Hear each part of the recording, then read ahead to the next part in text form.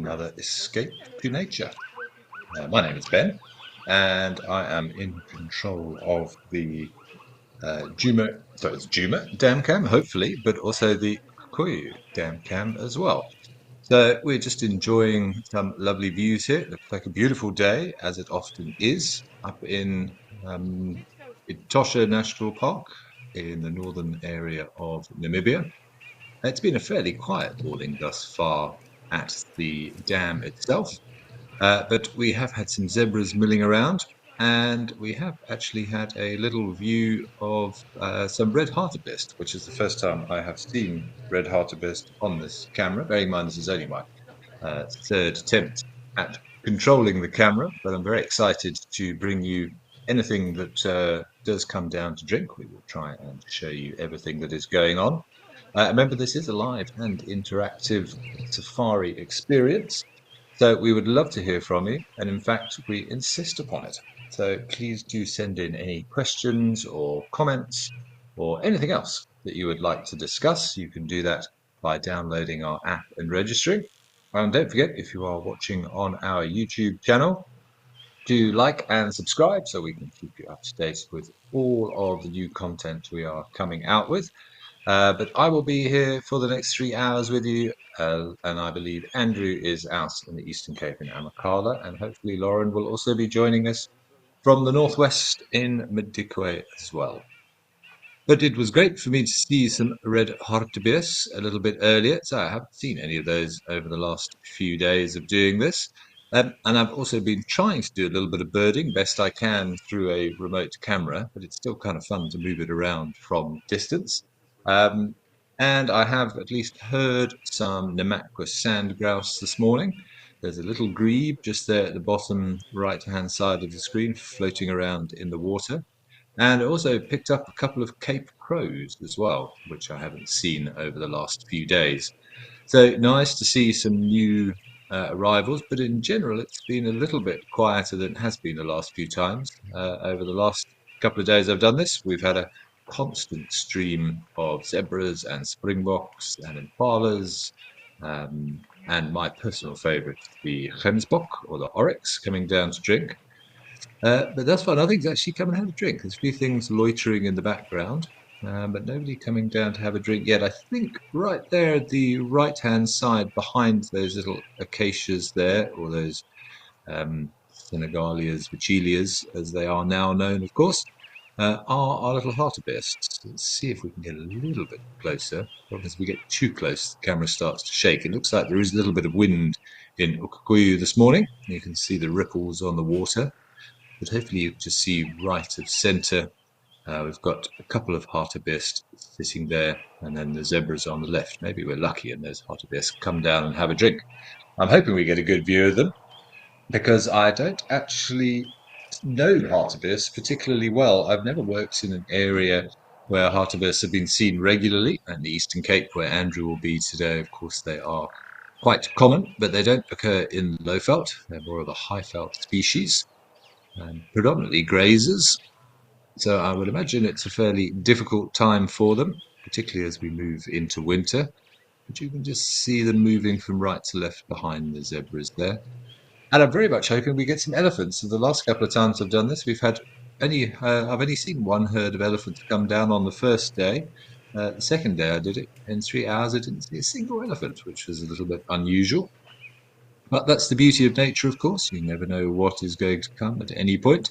Maybe we get really lucky and we find a cat of some description coming down for a drink. I've also been checking for jackals. I've checked sort of under the trees, in those little sort of areas of cleared ground, because they do like to lie there, and in the old elephant dung, which is a little bit off to the right, but no sign yet.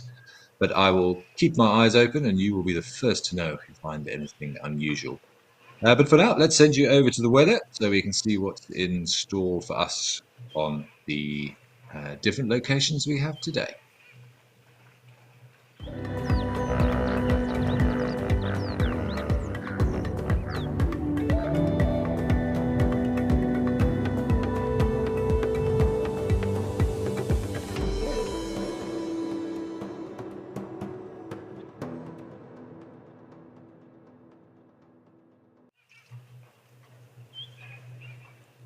Right, so it looks like it's going to be a pretty nice day, certainly here in Ukukui, and we do finally have some animals that have come down to have a little drink. Problem when you zoom in, you lose what's happening in the peripheries. There's no averted vision or anything like that that we can use on this camera. We've got a nice little group of blue wildebeest which have come down to quench their thirst today. We'll just watch them do their thing. Oh, a little bit of interaction there.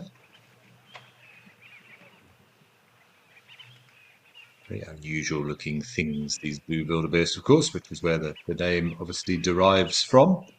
That comes from the Old Dutch word and the Afrikaans word for wild cow, basically. And so there is a nice sort of African story that suggests they were put together from all of the remaining parts left over from the other animals. Because they are sort of rather strange looking. They've got these little pelvises and short back legs, or thin sort of pelvises and lower backs, and then this great big chest and that heavy head moving forward. And they have a tendency to sort of nod whilst they're walking. And you can see that sloping back that they have as well, which is actually a very efficient form of locomotion, because obviously wildebeests are traditionally, or used to be at least, migratory species. Of course, very well known up in East Africa with the silver-bearded wildebeest and the great, very famous migrations around the Mara River as they look for their grazing grounds. Even in South Africa, we used to have some fairly, well, in fact, very large wildebeest migrations. It is thought, well, it is recorded that in the sort of late 1800s, mid to late 1800s, South Africa was actually home to the second largest migration of animals, certainly of wildebeest, and I think pretty much any animals on the planet. They used to migrate from sort of the escarpment right the way down towards Barberton and those more low-lying areas. In between the different seasons, as they followed the water around, millions of them by all accounts. But unfortunately, over the years, as urbanization has spread and farming and fences have been erected and everything else has sort of got in the way of their path, and over the years, their numbers have been whittled down predominantly through hunting. And the fact that they were unable to still access those old migration routes. There are actually some quite harrowing stories of when the fences for farms and game reserves and things started to go up, that these great swathes of wildebeest would attempt to migrate, and they are not known for their intelligence, unfortunately, the wildebeest. And they would come along these fences, and they would sort of troll up and down the fence, yearning to get to the other side, unable to do so. And many of them sort of didn't realize that they could actually turn back and succumbed to predators, and even just sort of starvation, because they were so intent on going in their particular direction that they didn't realize they could turn around and go back from whence they came. And I've also heard, so I can't substantiate these are 100% true, because I've just sort of been told this over the years by various people. But so they say that when sort of farming became a little bit more mainstream in that area, farmers were complaining of these huge numbers of wildebeest that were destroying their crops, and decisions were made to try and remove them. And there were, believe it or not, even ideas to bomb them from the sky, and the water holes were poisoned and everything else to actually sort of cull the number of wildebeest there to assist in farming. It's ironic because it's not a particularly good area to farm, which is why a lot of the private reserves in South Africa are former cattle farms which have since been returned back to the wilderness and made into game reserves, because it was deemed that, unfortunately, the soil type and the grazing type of grass that we had there was not really suitable for cows. Which is why we have a lot of bush encroachment, because a lot of those areas were sort of divided up into fields, and because management or ecological management was not particularly well understood at that point, there were far too many grazing animals in a relatively small area, and they just decimated what grass coverage there was. And then you have to remember, of course, trees and plant seeds are very, very well adapted to last for long periods of time in the soil until the environmental conditions are best for them to germinate. And there's a sort of ongoing power struggle in the botanical world between grasses and wooded plants. So a lot of these seeds for things like sicklebush and the red bush willows, which are well-known encroaching species, which means they grow very, very quickly and completely dominate an area, were kept in check by the grass cover. But if you've got a field and you have too many cows in it, for example, the cows eat all of the grass, and that removes the competition for the wooded plants. And then those wooded plants have sort of taken over, which is why a lot of the areas in those private reserves in South Africa are very much encroached by these pioneer species, as we call the first sort of species to dominate an area, because they no longer had to fight with the grass for access to nutrients and minerals in the soil and to moisture. Which is why I say it is a lot thicker than a lot of people think. Most people sort of think when they think of Africa as this sort of terrain and vista that we get in Namibia or East Africa with those wide open plains, whereas South Africa is actually fairly wooded in terms of its vegetation. A lot of that because of the changes that humans have made. And we do have a tendency to change our environment. Lenny, it is great to hear from you as well. Thank you so much for your wishings of a good morning. It's lovely to be back, certainly. As I said, it's always a little bit strange to be doing this remotely. I would much prefer to be bumbling around in a Land Rover and actually experiencing a more three-dimensional experience. Use the same word again twice with the smells and the sounds. But this is as good a bush fix as we can get. And of course, I'm seeing very much what you are seeing. So if you do see anything that you want me to have a zoom in on or discuss, don't forget that you can send us in those questions and comments. I'd be happy to answer as many as we can. Speaking of sort of how humans have affected their environment, it's been quite topical of late. I read a very interesting article a couple of days ago that such is our habit of leaving rubbish lying around, particularly plastic, because it really doesn't decompose for hundreds of years. There have been various rocks found that have got sort of a plastic coating fused to it now. So basically we have actually, or we are in the process of actually changing the geology of our planet. And where there are now rocks that incorporate some of our rubbish. Now, this was happening a little bit in landfills and things, but they found other examples of it as well, where say literally almost the compound of the rock itself from a chemical basis has absorbed the plastic and the plastic has become one with rock. Which I suppose does lead to the potential of utilising it for something, since we've got it all lying around everywhere. But it's pretty amazing that in such a short space of time, we have literally affected the underlying geology of our planet. I can't remember exactly where the article was written, but I'm sure if you do a quick online search for it, you'll actually find out that, say, the chemical makeup of plastic has merged with that of the rocks. And it's all this sort of discussion that we are entering a new geological era. I forget what they actually call it now, the anthro something era, referring to people. But yeah, it's quite horrifying that the garbage we leave lying around has actually now become one with the underlying structure of the earth itself. And of course, what the knock-on effects of that may be moving forward, we don't know yet.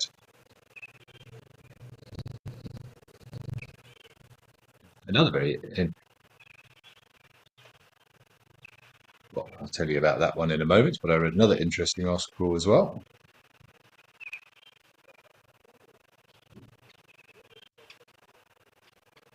Yeah, so not only have we affected the underlying geology itself, but I'm sure many of you are aware of the fact that we are horribly polluting our oceans, particularly with plastic and everything gets washed out to sea. And there are these great areas of oceans which have these sort of great big sort of flotillas of plastic and other rubbish that, because of currents, have been sort of brought together, almost making an island, as it were.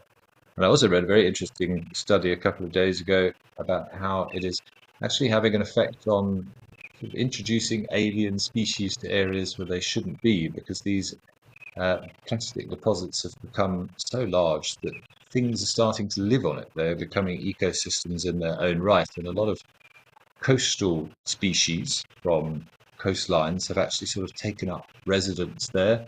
Things like sea anemones and other small marine life that you normally only expect to see around the coast have been discovered actually living and flourishing on these plastic islands. How they're getting their food is a bit of a mystery still, because obviously it's very different. In the expanse of the open ocean, it's much more difficult to find food than it is on the coast. That's why so much life is focused on the coast and found on those coastal areas. And there have even been reports that things are beginning to turn up in other areas of the world that weren't there before, and it's thought that they've been hitching a lift on, say, this sort of rubbish that's been floating around in the ocean, and it has made people realise that we know that introducing alien species to an area is a dangerous proposition because it will have no natural predators, and we don't know exactly how it will affect the indigenous populations of wildlife and the general life in those areas. Yeah, so very interesting to think that organisms are actually hitching a lift on our rubbish and literally floating across the oceans and taking up residence in completely new areas.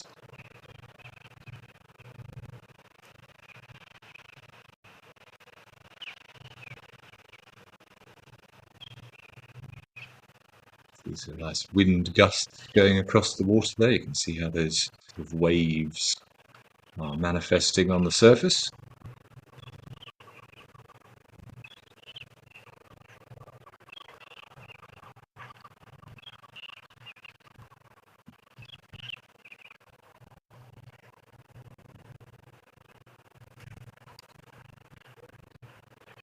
Yeah, we assume as the weather warms up, as the day goes on and the sun gets higher in the sky, we should have more and more animals coming down to drink. So we've had our little group of wildebeest, we've had a few zebras now coming down to enjoy this water.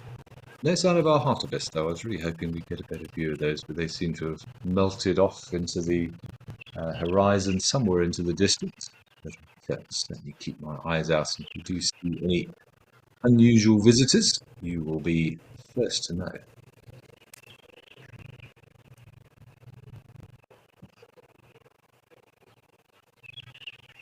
Let's see if we can get a little closer and enjoy these zebras having a drink.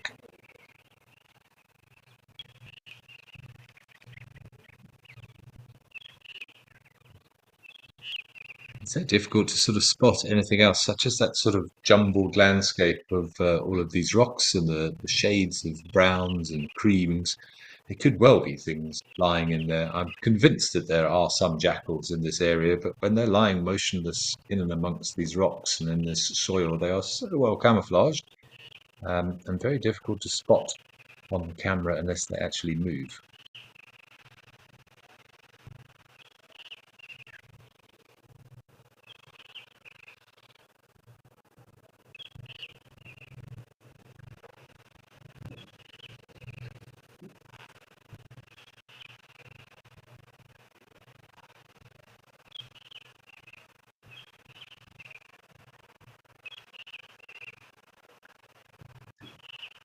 Andrea, that is a very good question, and one that I will have to do a little bit of checking for you. I'm trying to think off the top of my head of ones that would be going tuna maybe at this time of year. Don't forget, generally speaking, this time of year, as in the southern hemisphere, we are beginning to move into winter, and we've certainly noticed that in South Africa over the last few days. The evening temperatures are now dropping, and we're getting dew-point temperatures. So most birds, certainly our Palearctic and our intra-African migrants, are beginning to leave or have already departed. I did see a European roller the other day, but there are a lot of them who have already left. So with Namibia also coming into winter, I think it's more likely to be an immigration rather than an immigration at the moment. There may be some altitudinal migration, which is something that happens when birds go from different altitudes at different times of year, again, to sort of either avoid or to make use of. This one just realised you got left behind, I think. To make use of resources. But I can't think of anything on the top of off the top of my head that will be coming into Namibia at this time of year, but I'll have a little look at some point this morning and see if I can find out for you of any specifics. These zebras all milling around on this open patch of land here. Probably a midden, an area that has been used repeatedly for dust bathing and rolling around, just to try and shed those ectoparasites, ticks and mites and things.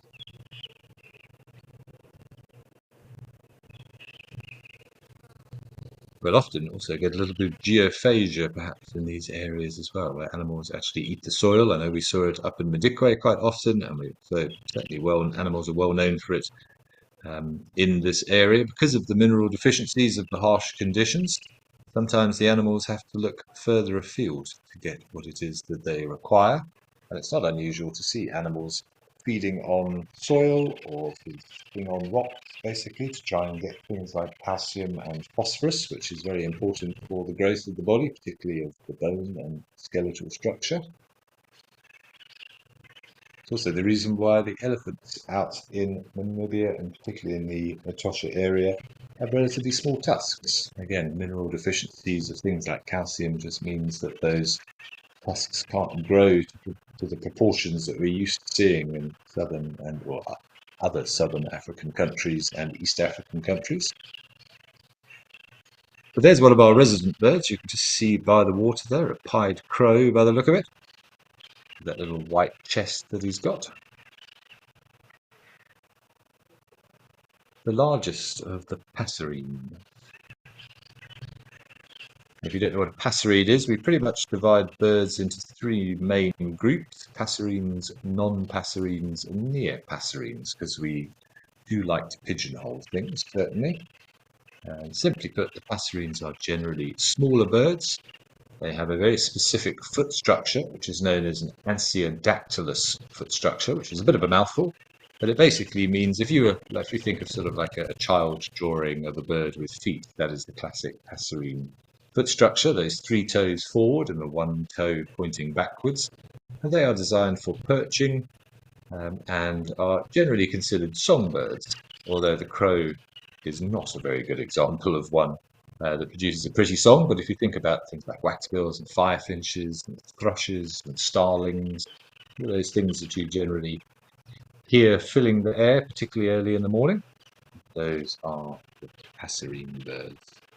Near passerines are sort of somewhere in between, and the non-passerines, well, you get arboreal and terrestrial non-passerines, but they don't have the same foot structure, things like webbed feet, or the ground-dwelling birds that don't have that back toe, or that toe has become very much reduced and almost migrated up the back of the heel. Think of your francolins and your spurfowls. These are all examples of non-passerines. There's another pied crow coming in. And as I said, the near passerines are sort of everything else, basically. So you get lots of different foot structures included in there. There are things like the hornbills and the beak eaters, which have what's called a syndactylous foot structure, which you may have heard of, because syndactyly is also something that can affect people. Sort of two toes have become partially fused together. It's the same principle in birds. So the first and second toe are sort of fused up to the first knuckle, as it were. Nobody really knows why. My own personal theory is that a lot of syndactylous foot-structured birds, well, that's a bit of a mouthful, make their nests in banks. So I would think that those feet and those toes need to be a little bit stronger in terms of excavating soil out of a bank. And you often see a lot of them scratching around in the ground looking for food. So my own personal theory is it's something to do with strengthening the toes for the use that they have for them, or the way they've adapted to use them. But then you get others, like zygodactylous foot structures. We do like long words when it comes to learning about birds, certainly.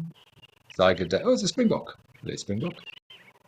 Zygodactylus have sort of two toes forward and two toes backwards, but one of those toes is reversible, so they can move it where they want. So that's very much an adaptation for clinging onto things, sort of grasping things. So something like the turacos, the mouse birds, which you see clambering around in the branches as opposed to flitting and hopping. And they've developed those woodpeckers and other good examples for gripping onto the trees. You can hear the Namaqua sandgrasses there, the double-banded sandgrasses.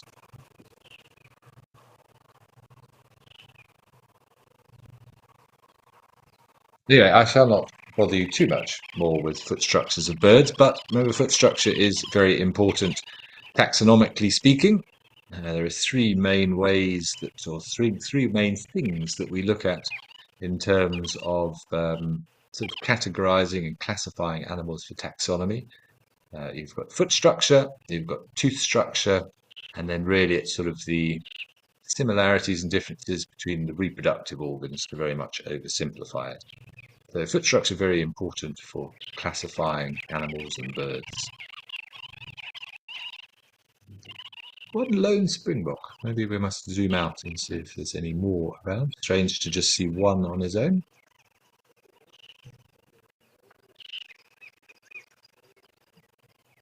But I suppose we are sort of coming into the equivalent of rutting season for springboks. So the males are beginning to establish territory, so maybe that's what we've got here. Difficult to sex him on the camera here. I don't see any others in the immediate vicinity. Let's have a good panoramic view and just check.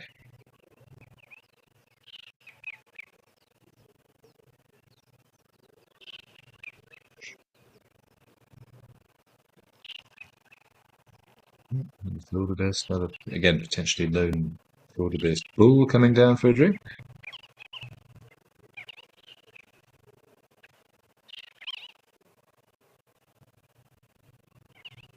No other springbok that I can see. We have a loner. It's not good to drink alone, buddy. You should know this.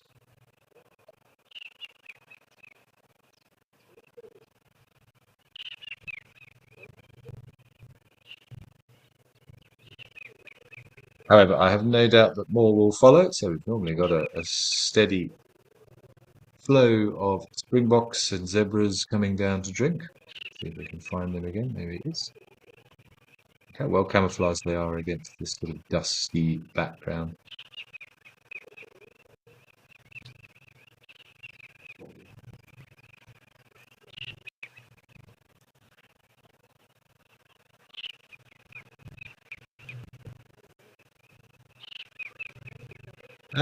Danny, the zebras don't really display as such. They don't have a particular courtship display that you would perhaps associate with other animals, and particularly certain types of bird. So really the onus falls on a young stallion to have to go and find his females from somewhere. And the females don't really have sort of a great say on the matter, to be honest. If he is lucky enough to find a lone female wandering around, then fantastic. He may be able to accost her and get her to join his little group.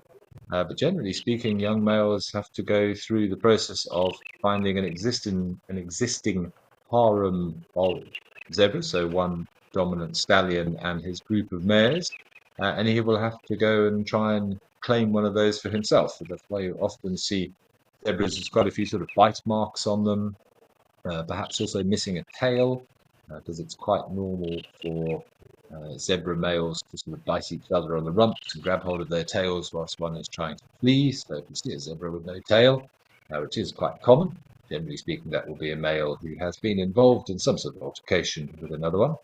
And I suppose, for want of a better word, a young male has to kind of kidnap females or grab some young females there who are maybe looking to expand their horizons, and get them to join his little family group. Because remember, zebras aren't territorial as such, whereas the springbok and the wildebeest there will hold a specific territory and hope that the quality of their territory will attract females to him, because they are attracted to his resources rather than him as a rule.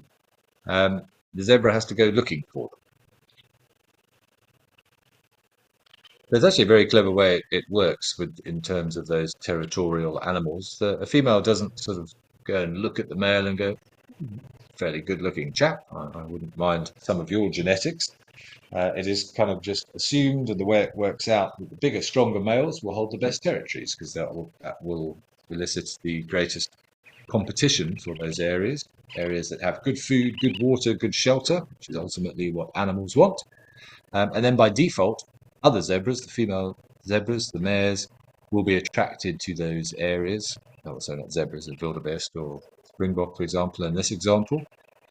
They will be attracted to those areas naturally, and that will give the male mating rights, and he will try and sort of corral those females and keep them from leaving his area to give them the best possible mating rights. We see that all the time with impalas. And they're fending off other males who want that territory. They try and herd those females together, almost like a border collie would do with sheep, because he wants to keep those females in his area for as long as possible. And we hear those snorting sounds, which, yes, it's a territorial noise, but there's also a suggestion that it sounds a little bit like an alarm call, which may scare the females into thinking, oh, I better stay close by and not go running off because there's something untoward in the surroundings.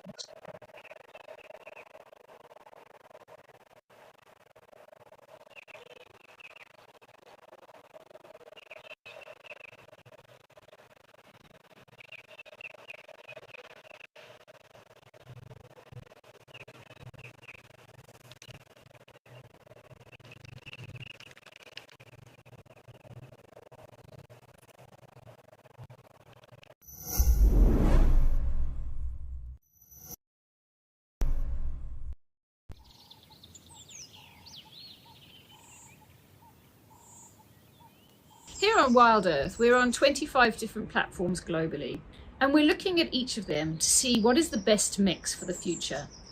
Please take 30 seconds of your time to fill in this survey. It will be super helpful for us. The last thing we want is for your viewing habits to be affected. Thanks.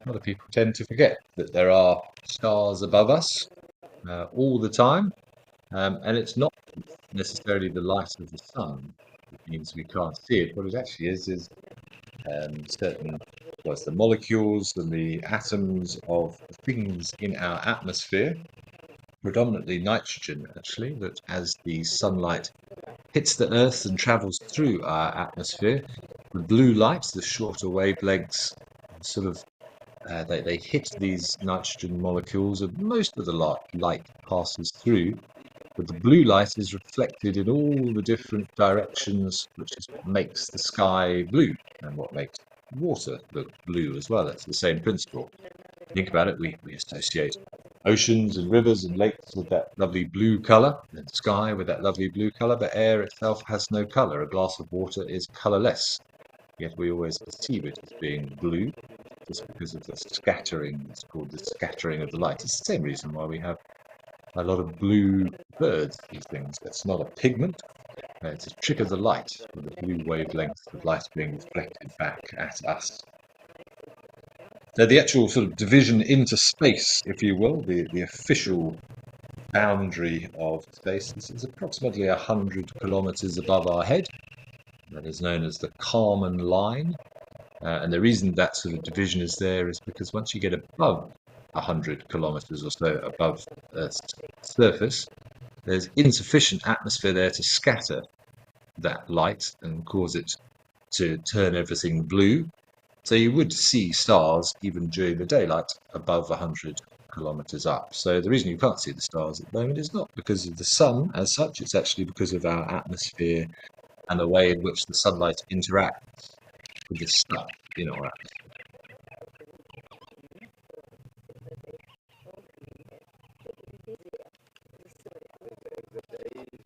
It's like shooting stars. One of my favorite statistics, which I still struggle to really comprehend, is if you think about shooting stars. I was actually out last night doing somebody's astronomy assessment for their qualification, which I'm very happy to say that they were successful in that assessment. We saw a couple of shooting stars. We were discussing, of course, how those are little particles, what are called meteoroids, of little dust and rocks and things floating around that impact into our atmosphere and then ablate, they break up and pretty much sort of just become dust. And over the course of years, so much of that sort of space dust is accumulated in our atmosphere that it is estimated that around 50,000 tons of space dust drifts down to the Earth's surface from destroyed sort of shooting stars or destroyed meteors. Now, of course, you might think that's an incredible amount of weight, which it is, because if you go outside at night, you might see some shooting stars, but not that many.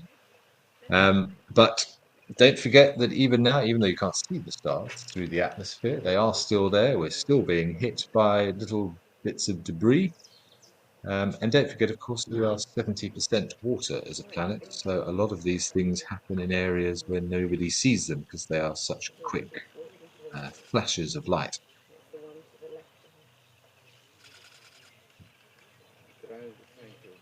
I am as well. Julia, I'm afraid your voice broke up then, but I know I'm going to link you to somebody. I'm not quite sure who it is, but it will either be Andrew or Lauren. Send you say hello. Three trees, and then the fourth tree. No, it's way up on the far trees. It's not a springbok, I don't think. You won't be able to see it with the naked eye, would you? It's springbok.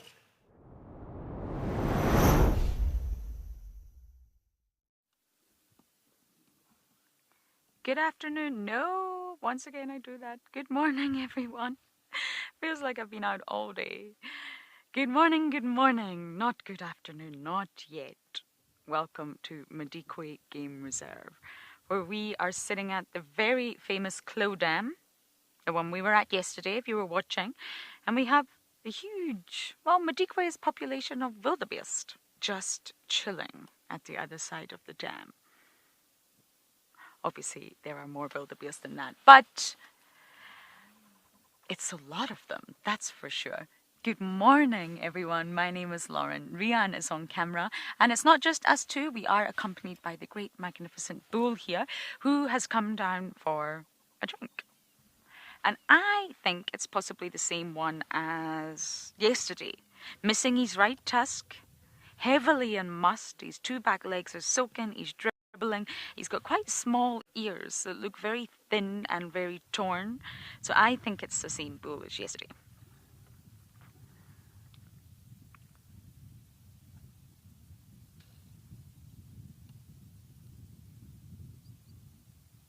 And he's just magnificent.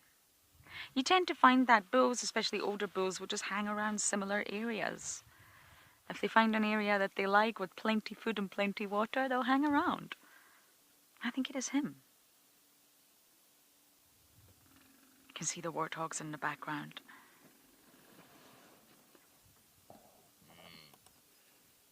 Look at his powerful neck. Look at his shoulder blades when he stands like that.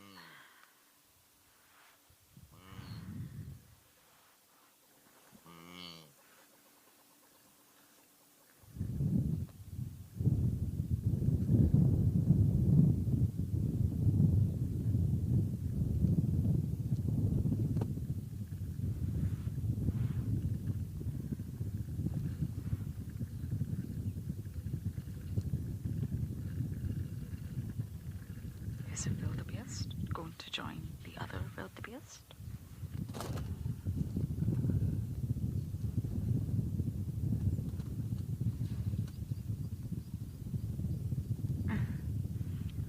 Such a stunning bull.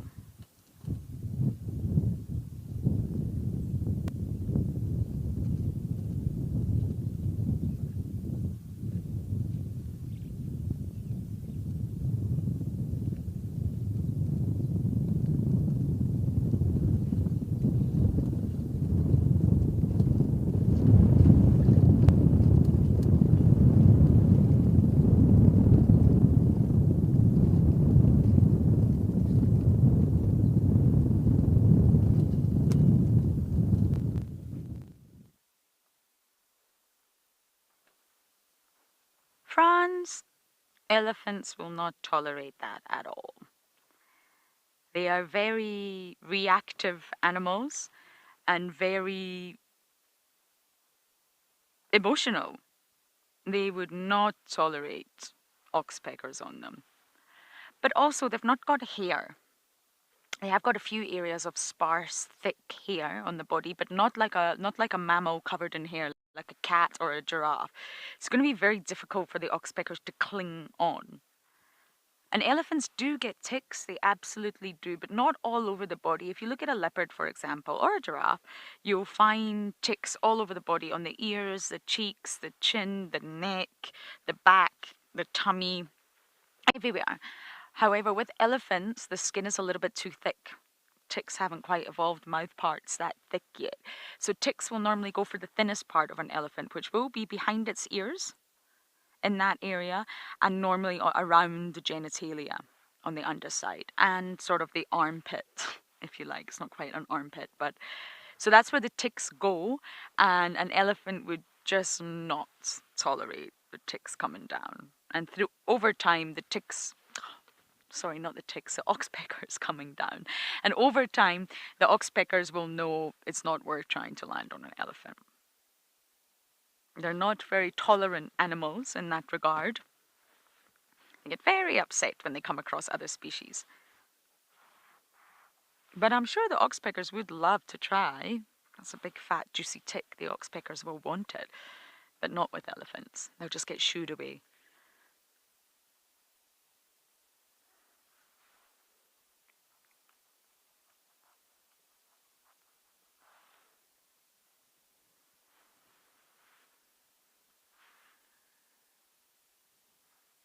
But I'm hoping this dam gets very busy this afternoon, and I'm hoping that we can have lots of wonderful discussions. We did have lots of elephants earlier, but it's cold. I've still got my jacket on, and it is 10:15. If this was summer, we would all be melting by now. So it's still cold. The animals are maybe not in a hurry to come to the waterhole.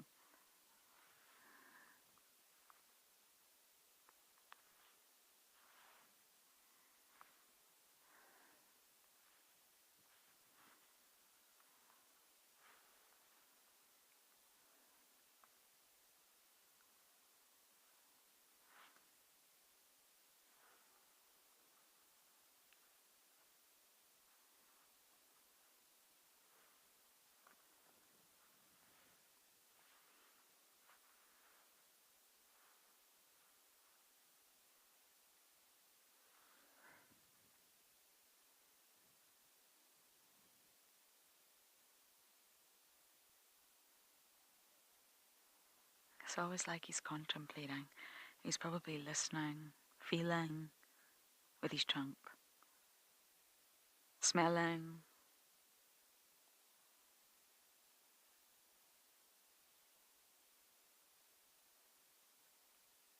He'll understand that there was many elephants here earlier. And what he just did there, I'm not sure if any of you saw that. He had his trunk, the tip of his trunk, on the ground, not in the water, not having a drink, on the ground. Then he put the tip of his trunk to his mouth. That is him tasting. That is him doing the exact same as a Fleming grimace. It's an elephant's version.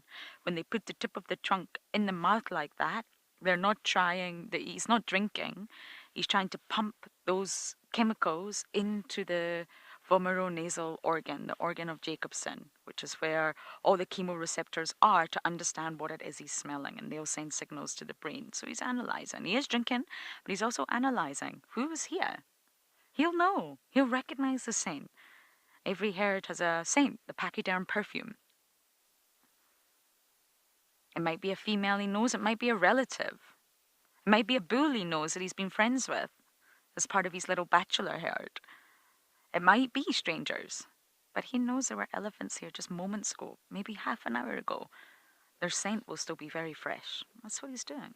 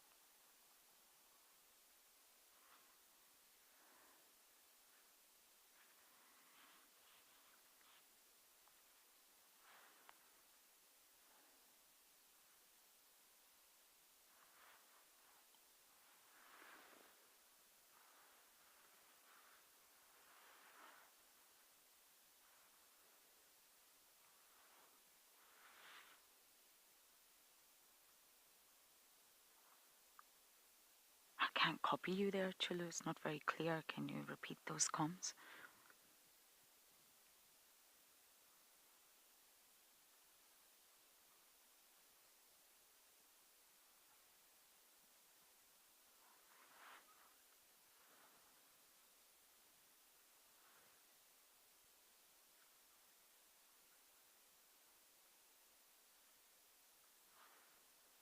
Did you get that, Rian? JB is asking. Female elephants ever fight for a male? Okay.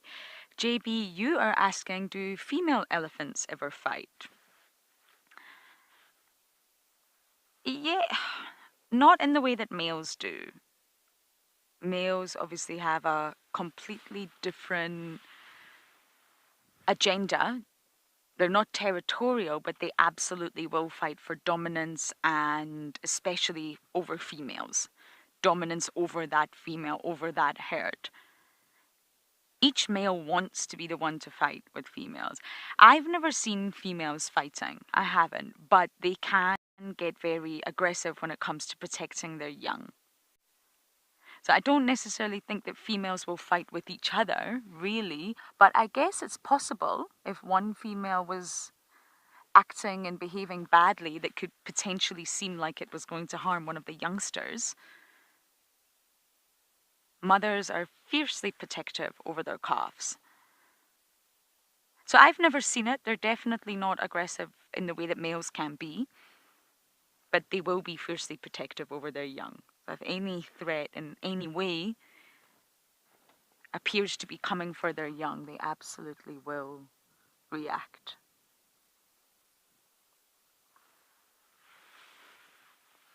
You just need to sit at Clodam and it all happens. No, come this side.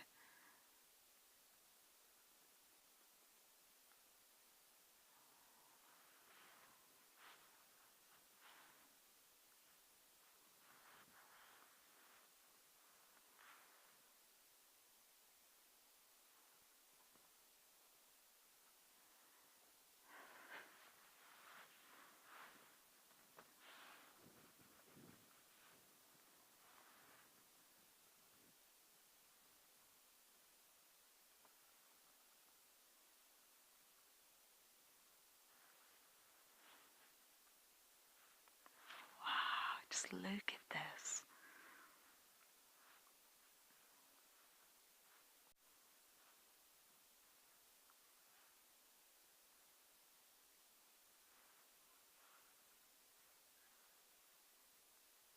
Did you get that name, Rian? I didn't get that name, I'm afraid, but it is so cute watching the elephant calves run. Elephant calves are just,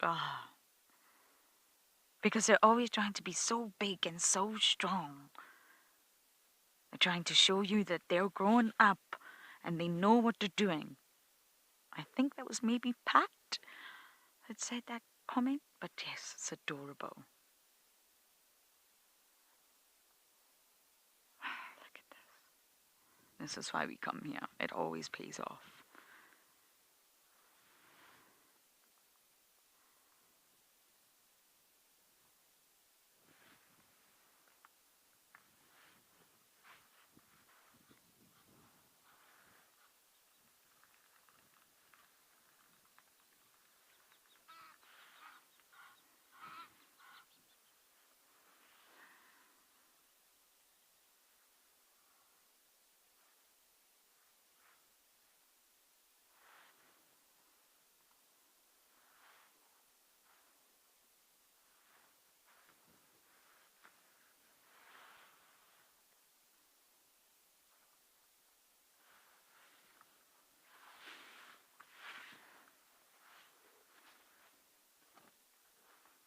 Hello, my boy.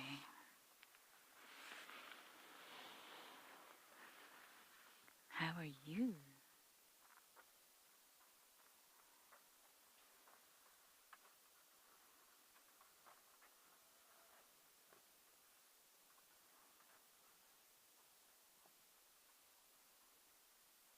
You see, he's very grey. He's been on the sort of really, on the clay soils. He's not been in the red sand part of Madikwe. He's been in the clay soils. He's been up in the north. Two bulls.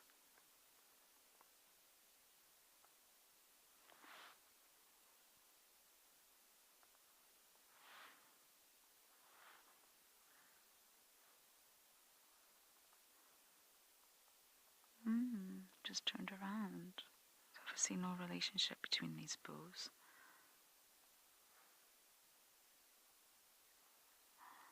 So incredible seeing these huge animals come together like that. Well, I think it's safe to say we are not going anywhere, but we are going to send you guys over to Andrew to say good morning.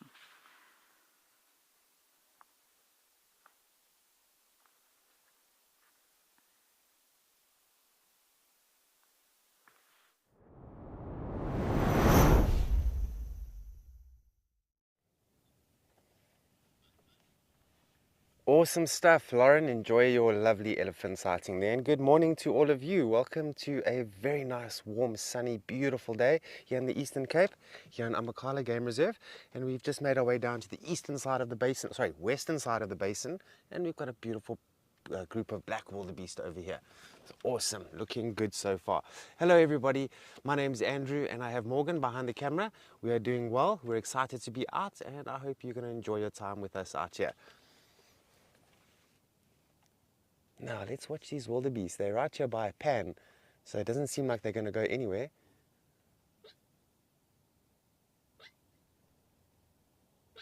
Oh, listen to that bull. It's just at the base of that bush there.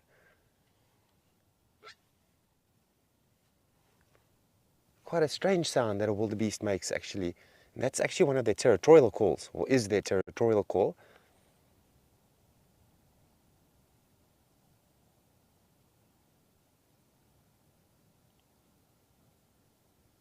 It's actually interesting how far that sound can travel. So we hear it nice and clearly from here, but if you're up on top of the ridge looking down, you would also hear it pretty clearly.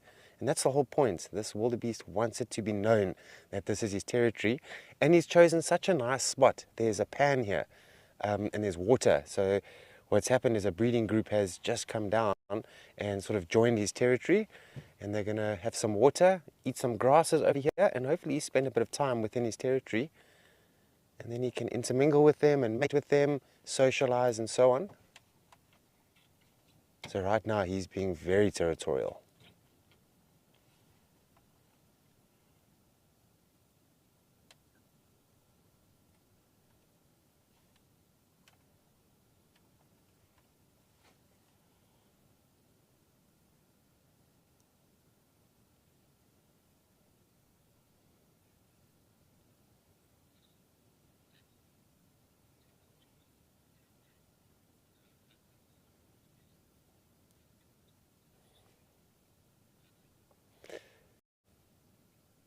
Jackie, I think I got that name correctly. Thanks for your question. Oh, Jackson, thanks, Morgan. Jackson, good question. So there's a few things that wildebeest like to have within their territory. One thing is, open grasslands, because he needs to eat as well. And then if there's resources in his territory, that's going to be good for attracting females, because remember, they're home range. So they're constantly looking for new resources all the time. So if he's in an area where there's some good grazing grasses, well then at some point he's going to socialize with them. Then also we've noticed that with wildebeest they do like elevated areas, and this goes with blue and black wildebeest. So they like elevated areas, and often as part of their territorial display they go on top, or he'll go on top of this hill or elevated area of land, and will just look around for predators, for where the roaming herds are at. Water is very important. Wildebeest, they really require lots and lots of water, you can imagine. And for an antelope species, they drink quite a bit of water. It must be open as well, because remember, wildebeest are what we call plains game antelope, or animals. They like vastly open areas. And if there's too much bushy areas, within his territory, that could lead to his downfall, because the predators are going to use those bushes to sneak up on him or to ambush him, etc. So he wants to be able to look far and see exactly what is going on around here. Where are those predators? Another thing that they like is to be in an area where there's other species of antelopes. So often blesbuck or zebra, whatever the case may be, because safety in numbers is very important. Right now he has that safety in numbers factor. There's a whole group of them here.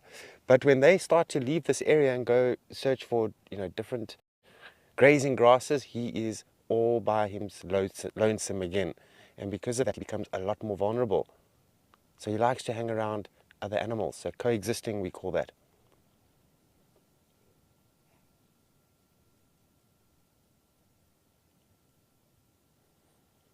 So in case you're wondering which is the bull here, he's actually there, just in the shade, next to that nice round bush. And you can watch him, you can actually see him, what he's doing. He's looking at all these wildebeest. He's keeping an eye on them. He wants to know when they're going to leave his territory, what they're doing, because his time with them is limited.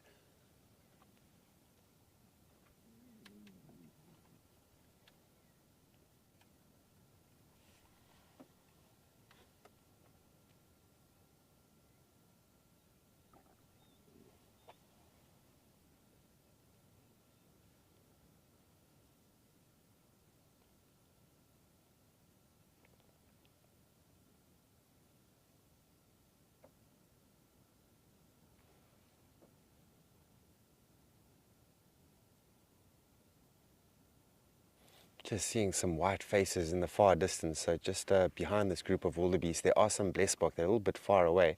They're all sitting down.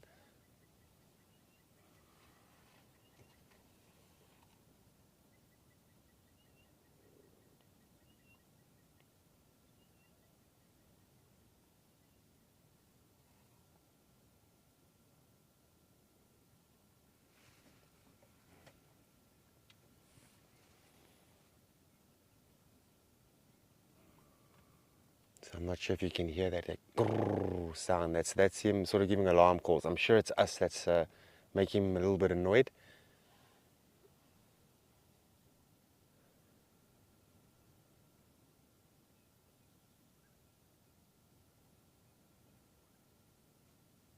Now, the one thing about wildebeest is they don't have the best of best eyesight, when you compare them to other species of antelopes.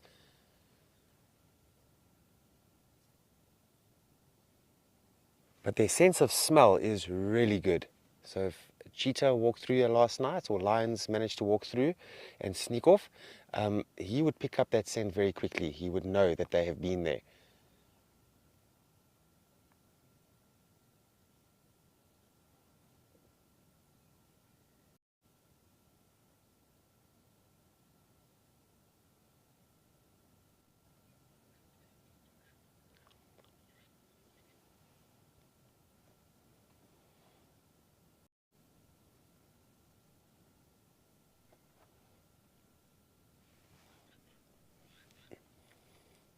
So now you can imagine actually how hot it must be today, because these wildebeest are already seeking shade and it's not even midday yet. The last few days has been, pretty bleak weather, except for yesterday was a stunner of a day, much like today. And tomorrow is going to be much the same.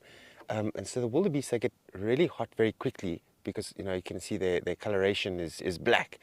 And so that does attract a lot more heat, and they get warm very quickly. But they are adapted for it. And it just goes to show how important fresh water and shade is for them. If you take these two factors out, or one of these factors out, then they struggle very, very much. Some antelopes may be totally independent of watering holes and they don't go there, such as meerkats. Meerkats don't go to watering holes. They get everything from their diet. Steenbok, which unfortunately is not found out here, but is a real specialist at not needing to go to watering holes. But now wildebeest, it's the total opposite. They need lots of water. And we often see this in their droppings or their dung. And you find that with the rest of the, most part, for the rest of the antelopes, except for waterbuck, the dungs are in individual little pellets and they just scatter on the ground. Not with wildebeest, it's different. Because of the amounts of water that they require, that goes, of course, through their system and then out within their droppings, and it holds their droppings together. And that's a nice way that you can identify wildebeest dung, that's both species of wildebeest, from just other antelopes. It looks like a pile of grapes, if you want to use your imagination.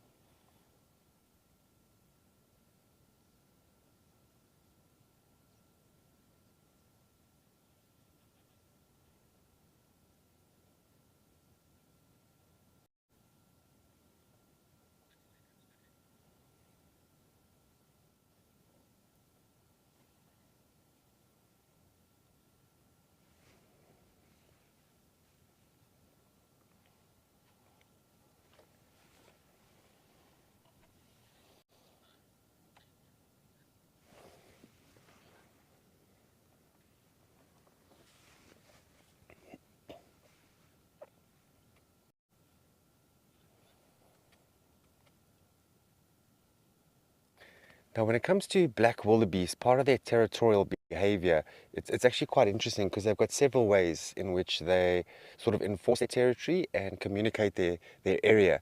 And one of them, and the most common, you often find is rubbing their head up against a trunk of a tree. Now, if you see an elephant do that, the elephant is busy getting rid of an itch. But now with wildebeest, they do have these preorbital glands, and if you really look closely, you can see them just underneath the eyes, one underneath each eye. And then they go up to a trunk of a tree, and they rub up against it with their head. And once he does this multiple times, the trunk of the tree actually becomes orange in color. So it becomes a visual aid as well, not only just for smell, but other wildebeest will see that. Another part of it is the interdigital gland, which is situated between their hoofs, their split hoof.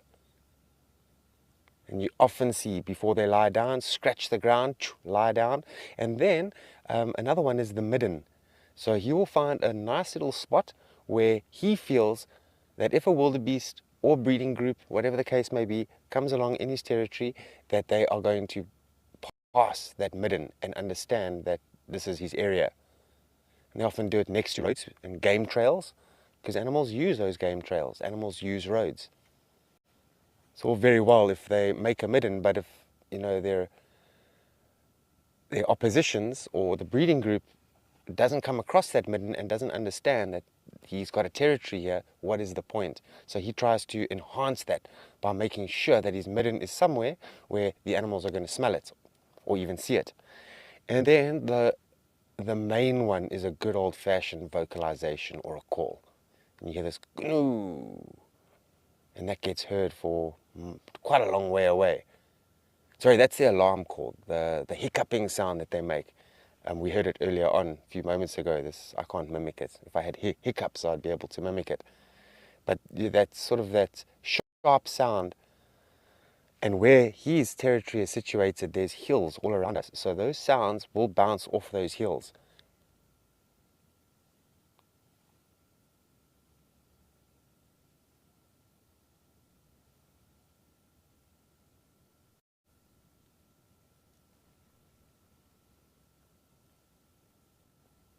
And as you noticed earlier on, being very territorial animals, they can really vocalize any time of the day. So if you hear it early in the morning, late afternoon, midday, it's 100% normal. But now with certain territorial predators, we've noticed that daytime roaring, for example lions, is very out of character. Lions usually take the early mornings and sort of the evenings to call, because of course the air is very crisp and that sound will also travel further.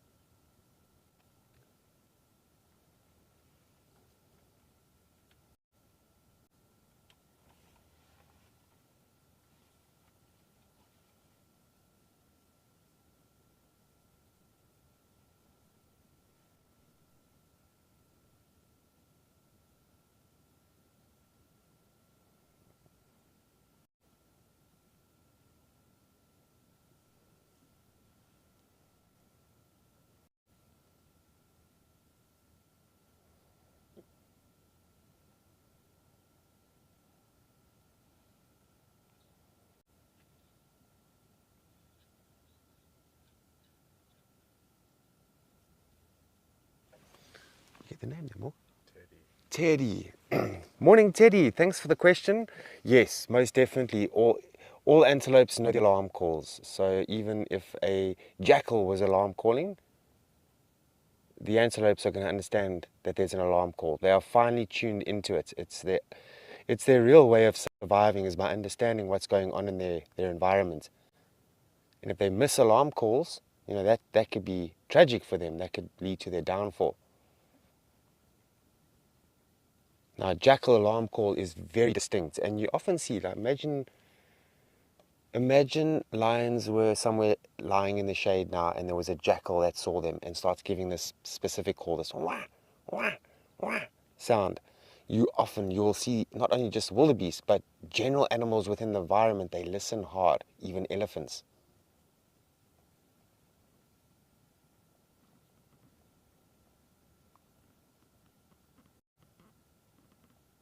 And often we find this with wildlife, that they do rely on each other. They really do, not only of the same species, but of different species. Bird alarm calls. Antelopes understand what that means.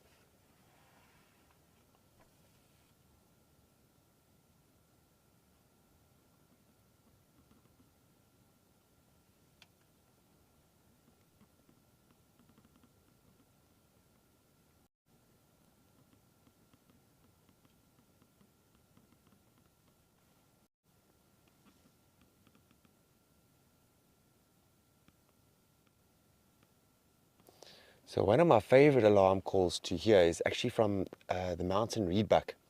Now they make this whistling sound, almost like you're trying to catch someone's attention when you whistle. That's exactly what it sounds like. It's a very impressive sound. Impalas, they also make an incredible alarm sound, because usually, impalas are social animals, so they're in groups. So they alarm together, and you just hear this. It's all you hear. And then kudu and bushbuck sounding very similar. You hear the bark. Oh.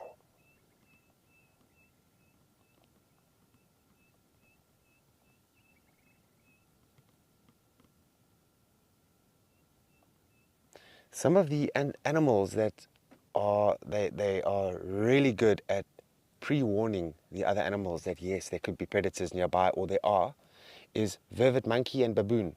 Now remember, they're primates and they're very smart animals, and they can tell the difference, and they have different calls. So if vervet monkey or baboon sees a ground predator, they behave in a certain way and they alarm in a certain way. The ground predator's on the ground, then they'll jump off the ground, these primates, and get into the trees. And you know, potentially, hey, there's a ground predator. But now, if you ever hear the alarm calls and you see the primates or whatever the case may be jumping out the trees and then running to another tree, it's more than likely there's an aerial raptor that's busy soaring around. Now, baboons don't need to really worry too much about aerial raptors like crowned eagles, although young baboons will definitely get eaten by crowned eagles. But vervet monkeys are really sensitive to aerial raptors like crowned eagles. And they can tell the shape in the sky, even if it's a speck. So the next time you have a pencil crayon in your hand or your ballpoint pen, just draw a little dot on that piece of paper, and they are able to identify just the size of that little dot in the sky as a crowned eagle, and they have to behave in a certain way. And because the primates are arboreal, which means that they do go into trees and they spend time in trees, that they have a brilliant vantage point, and when they sound the alarm, you see that everything else listens very closely and they try and decipher what is the problem.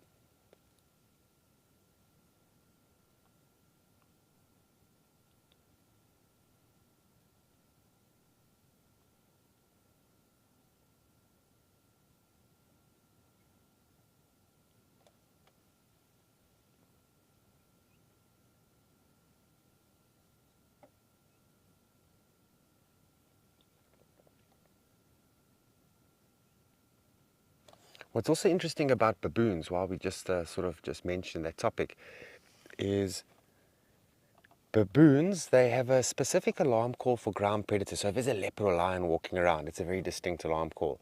And then if there's an aerial threat, maybe they're feeling threatened for their youngsters, again, a different pitch of an alarm call. But now the alarm call for humans and another troop of baboon is the exact same alarm call. Same pitch, same sound.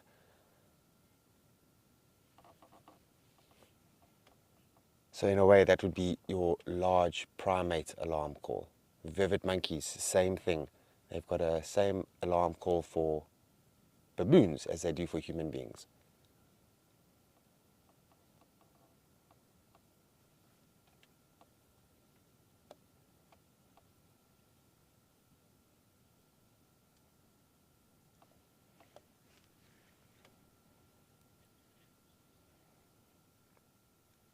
Okay, we're going to continue on. We're going to see what we can find in the heat of the day. In the meantime, let's go back to Ben. He's at Ukukuyu at the moment.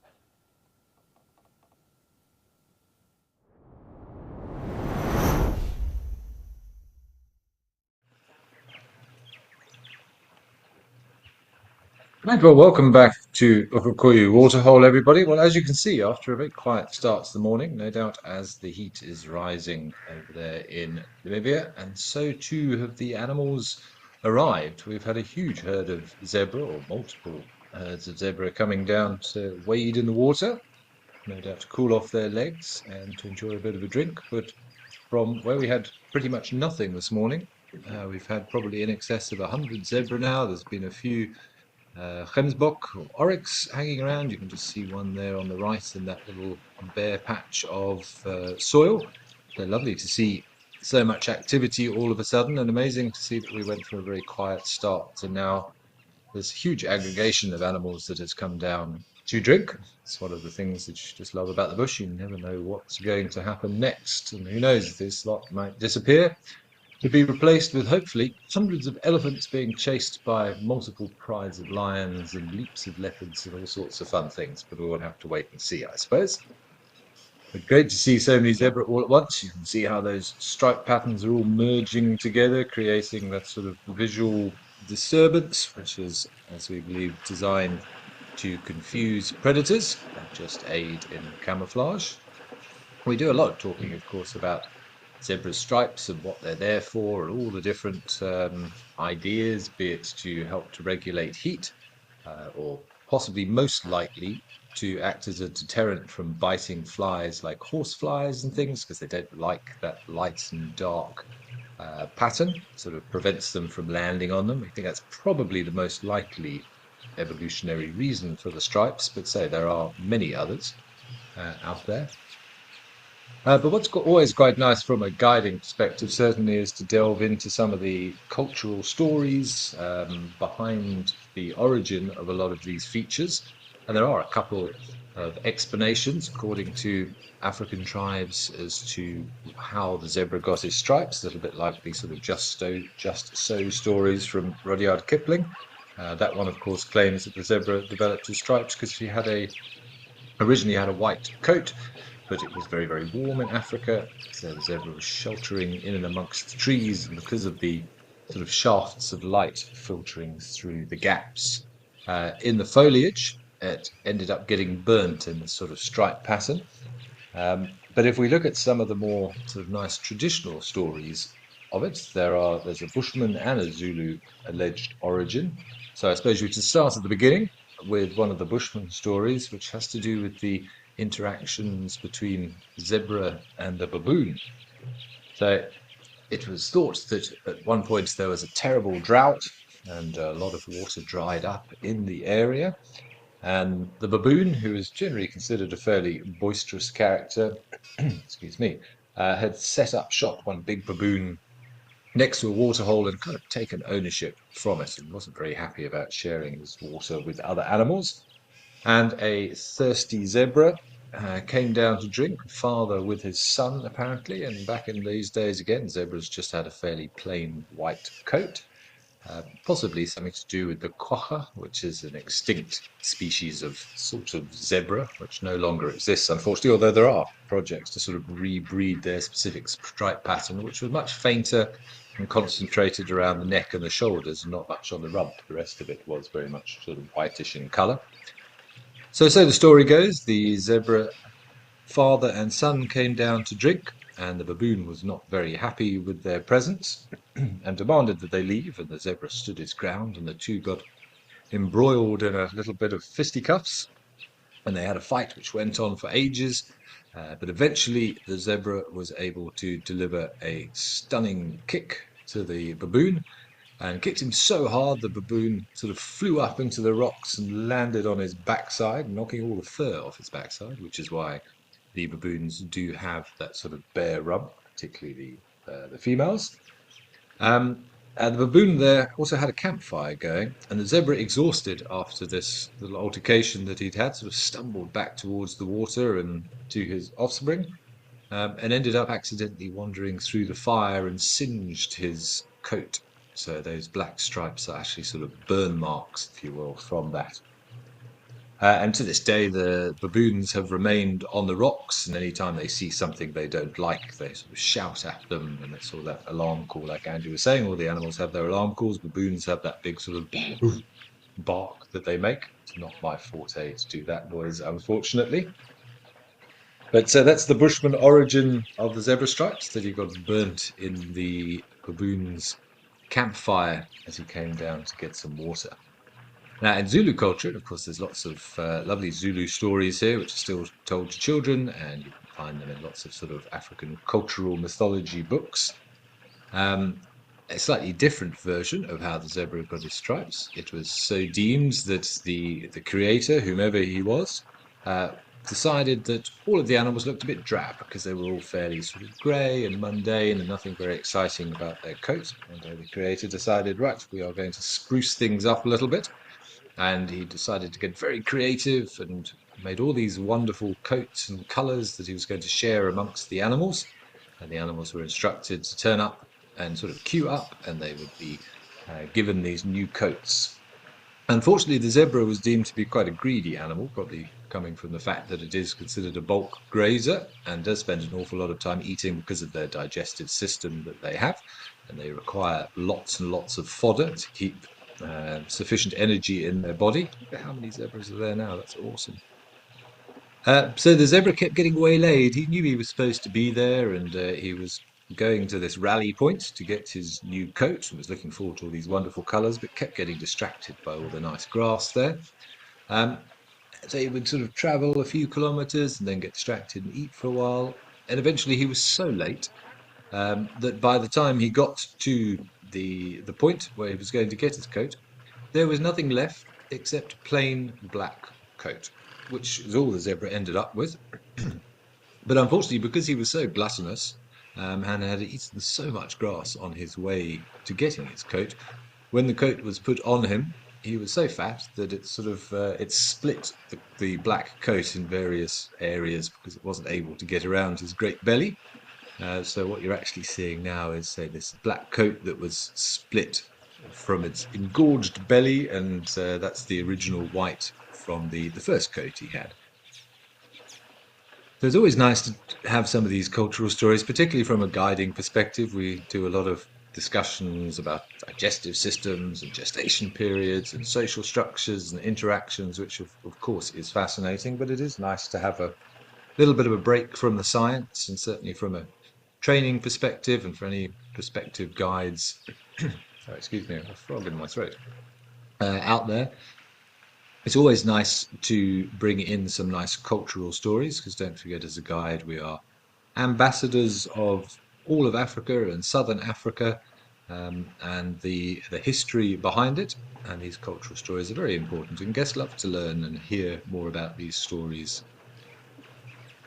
I say the origins of various stripe patterns and behaviours. There are lots. Not the only one, of course, with discussions about the coats. There's another one as to why the warthog's tail stands up when he runs. The whole sort of radio control aerial idea.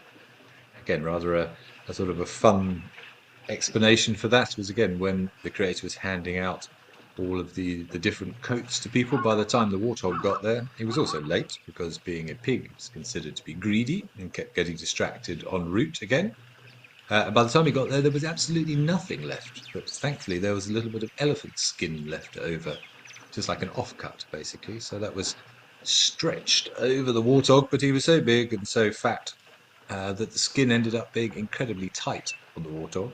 And so the story goes that the reason that the tail sticks up is that skin is so tight that when he runs through the grass, he closes his eyes to stop all the grass seeds and things from hurting his eyes, and just by pulling the eyelids down, that pulls the skin so taut that the tail springs up behind him.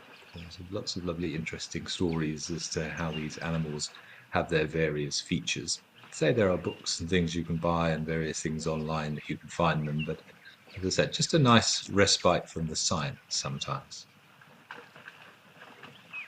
But I think we must just enjoy this lovely scene unfolding here.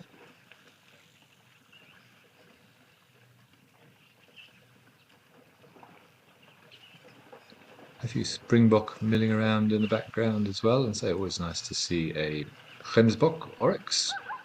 Don't see one at the moment, but there were a couple off to the right earlier. But I think we'll focus on this lovely dazzle of zebra.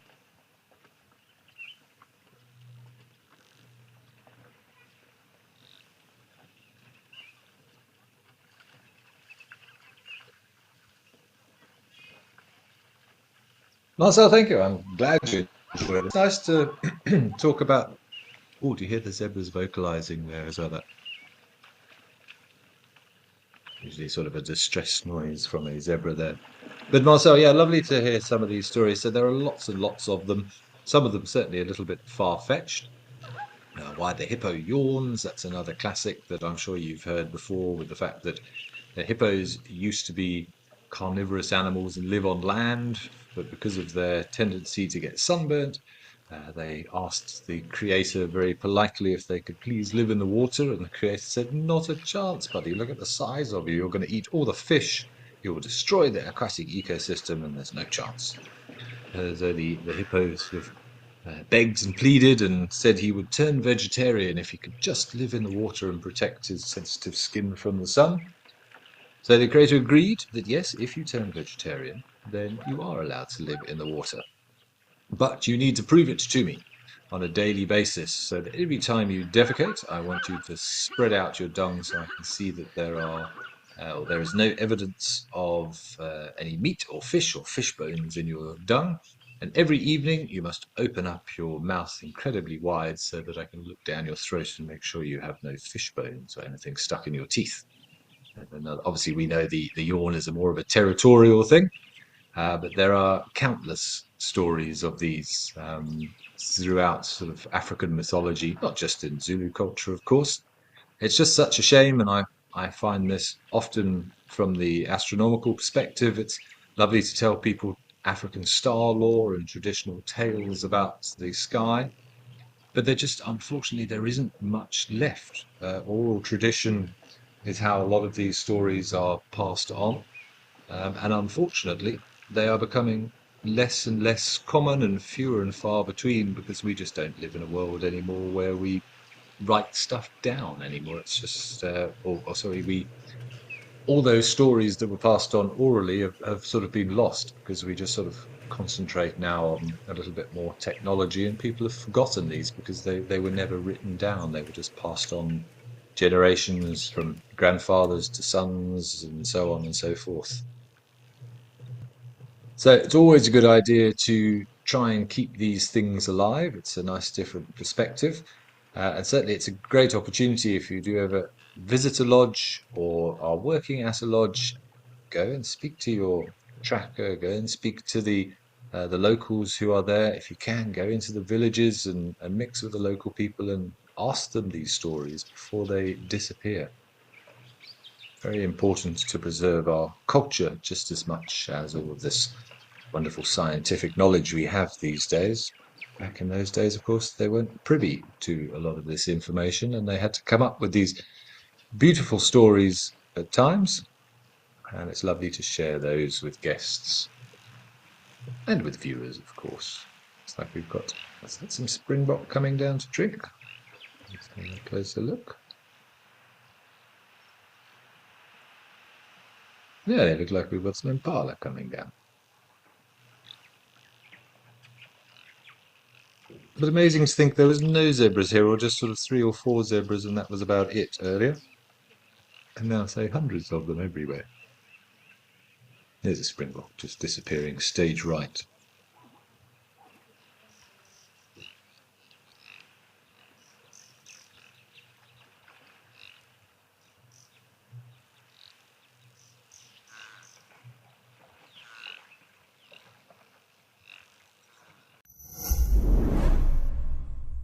We hope that when you watch Wild Earth, you will fall in love with nature. We know that our explorers share a passion for nature and want to make a difference. Wild Earth Schools is back. Sign up to be an explorer, and your subscription will help us reach the future conservationists of our planet. Invest in something that truly matters, encouraging children to care for our beautiful wild Earth. Wild Earth Explorers, make a difference.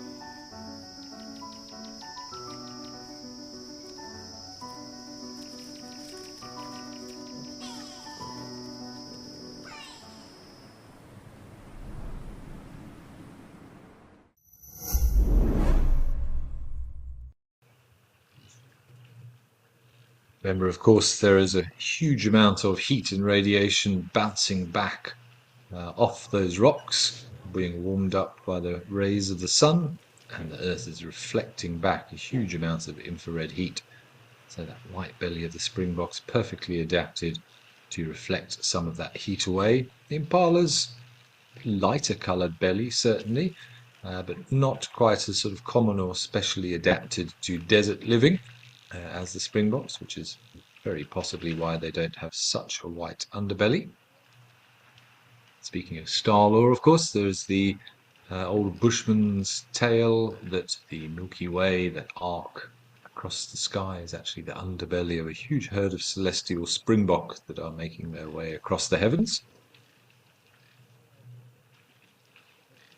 I don't actually know of any cultural stories off the top of my head of springbok and impala, so I shall actually have to go and have a look at that and see if I can't find one or two to share with you as we are spending the next couple of hours here. I did have a quick look at the migration question that I had.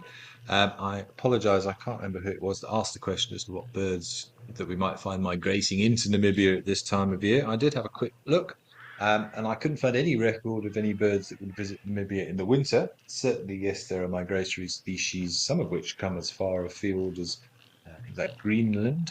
The sanderling is a good example of that. Travels all the way down from the Arctic Circle to the Namibian coastline every year and then returns, sort of a 18,000 kilometre round trip every year, which is pretty incredible.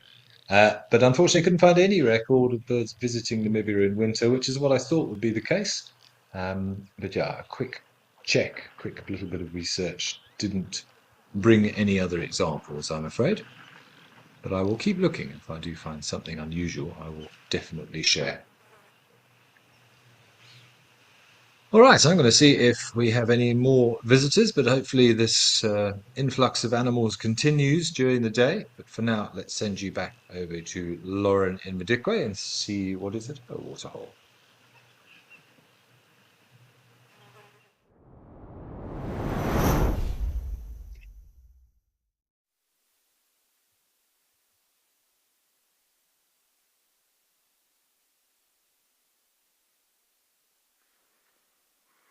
We have a lone dagger boy here.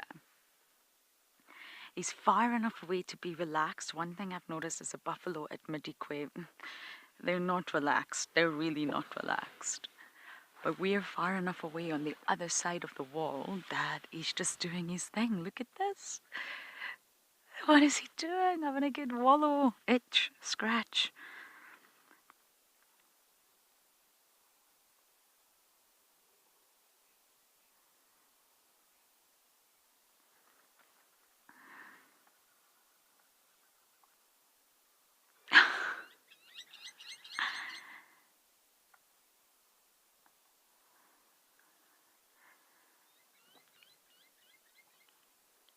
Living his best life.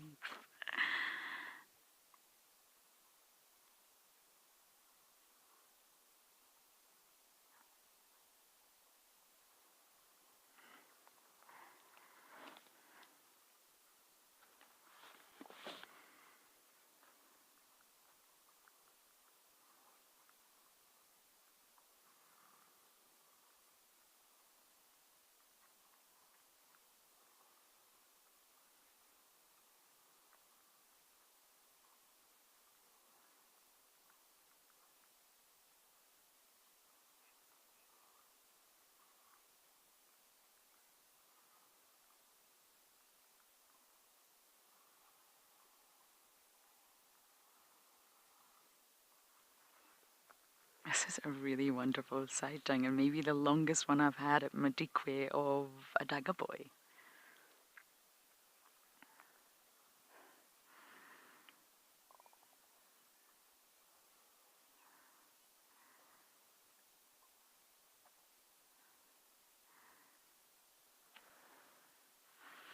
See wildebeest, warthog, all the brown animals.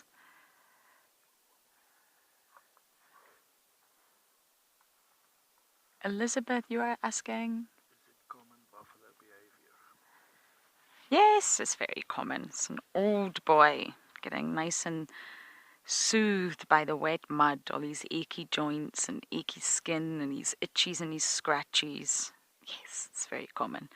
Most common in the Dagga boys. Although once buffalo come to water, they can just, they love it. They really love water. They need water, but they also love it. Once buffaloes reach their reproductive peak, the males, they do tend to ache a little bit. I guess just like we all do when we get older.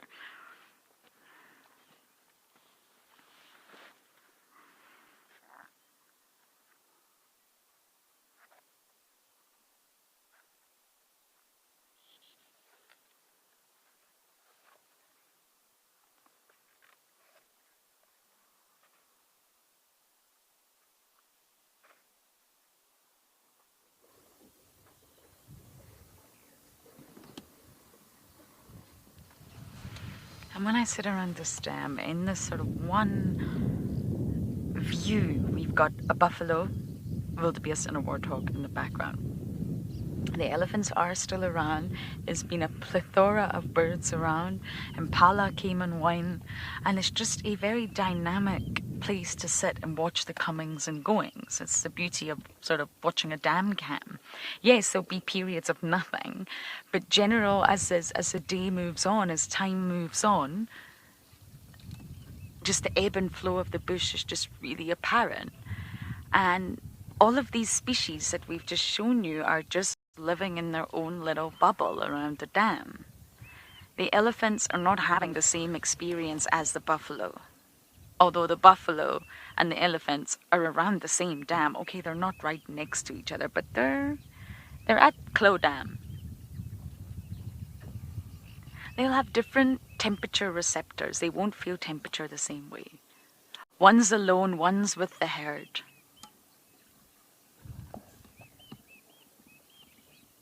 They'll all be using different sensory apparatus to enjoy this experience. So as I scan around, I just think, wow, I'm surrounded by all these different beings, all incredible, and they're all having a different experience to each other, but also to us. How I'm seeing Clough Dam right now is not how any other being is, not even Rian. Not even you guys watching from home, and it just always blows my mind, this sort of, you just assume that every living thing is having the same experience as you are. And they're not. And I went into great detail about this recently, so I won't repeat myself, but there's a sort of idea to look at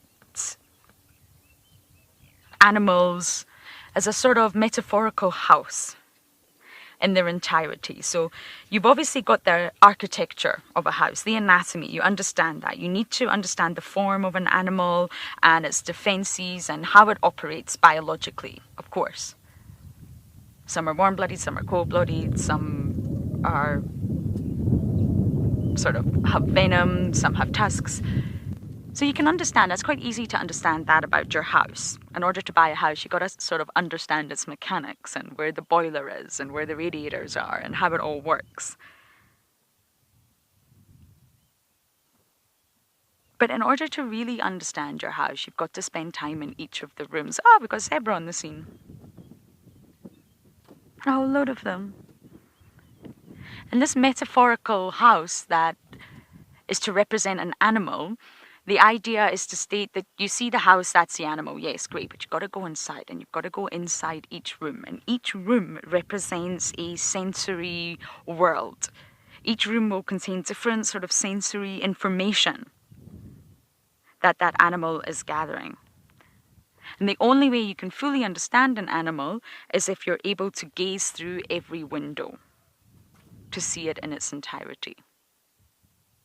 And I love that metaphor because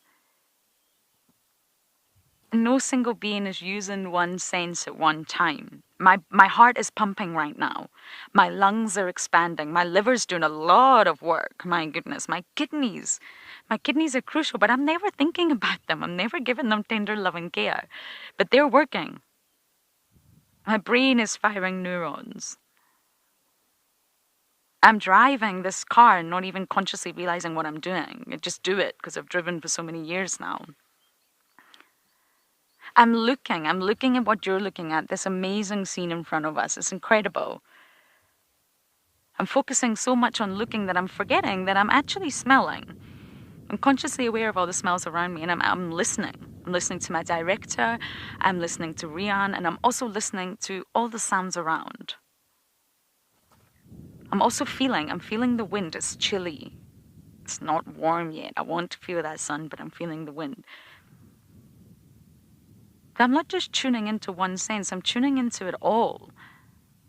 And animals are the same.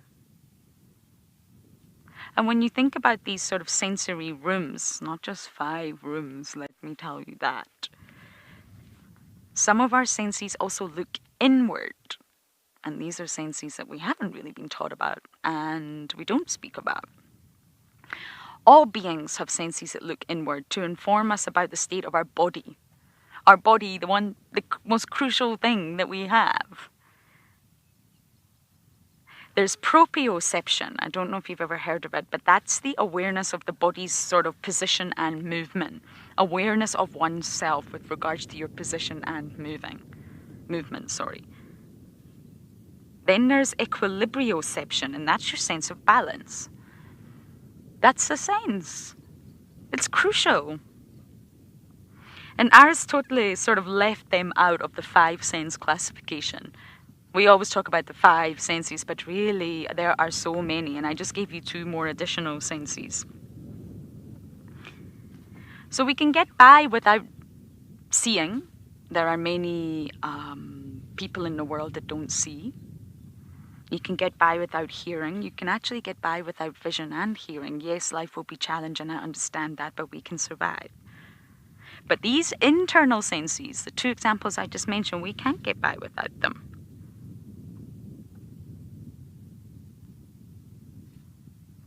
And when you think about animals as that metaphorical house, I love it. I really love that example. But the one issue with it is houses do not move. Animals move. So therefore, when they're on the move, you're going to need all of these other senses to inform the organism about their position in the environment, about their sense of balance when they're climbing a tree or standing on 3 legs. Those senses are also crucial. Yes, they're not telling the organism about the outside world, but they're telling the organism about its inner world, and they also need to know that. I mean, for a human to lose proprioception, it's unbelievable. It's not like losing your sense of smell or your eyesight. There was actually an example of a butcher. I think he was very young. I think he was like 19 years old, called Ian. And he came down with a really serious infection which triggered some sort of autoimmune attack, and it robbed him of his proprioception. So he wasn't able to get any feedback from his limbs. He could no longer coordinate his movements. He wasn't paralyzed though, but he wasn't able to stand or walk at all. And if he couldn't see his body, he wasn't able to identify where it was. He'd completely lost touch with that sense about his body's position in the environment.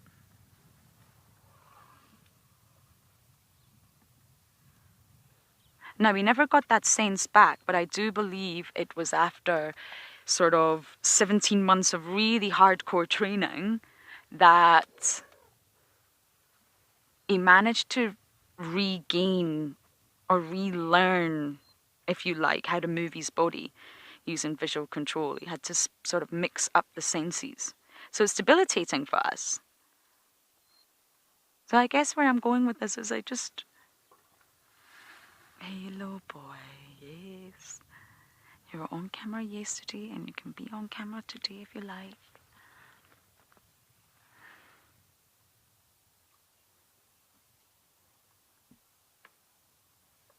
He is obviously standing right in front of the pole, but he's right next to the car. It's the same bull from yesterday. Heavily in must. But yes, I guess where I was going with that is when I just sit and think, I'm not doing anything. I'm sitting on the vehicle and I'm just looking and I'm just thinking of all these wonderful beings around us, each having their own experience. And it's not just through the senses that we often talk about. We often talk about smell, touch, taste, chemoreception, hearing, but actually, there's a whole world of other senses informing all of these organisms about their own self, their own body.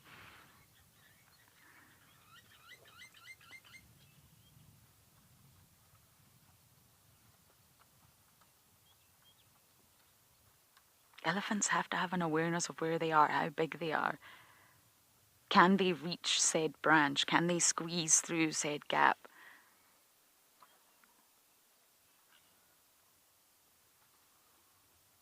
And the calves, they'll all just be learning this. They're very much in a state of just learning about themselves and the world around them. There are a lot of elephants here.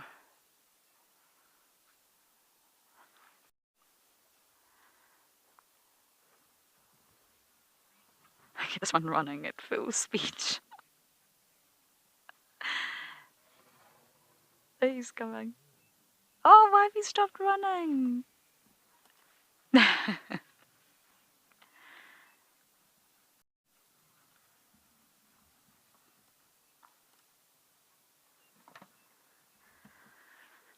What do you think? What do you guys think about that? Those senses that look inward. We have to have an awareness of ourselves.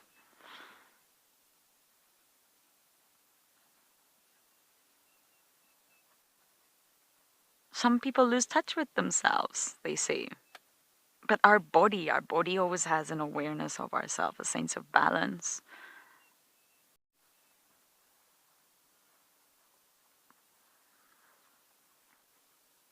Maya, you're welcome.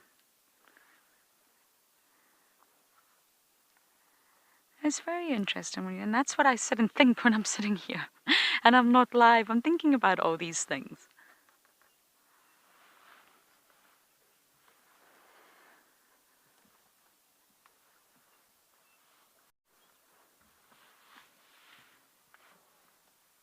Thinking about all these beings.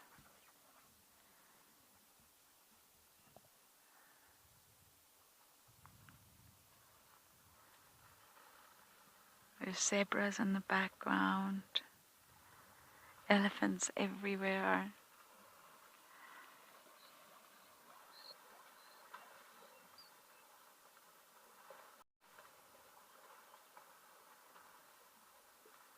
If you can just show you and all the zebras and the elephants streaming in.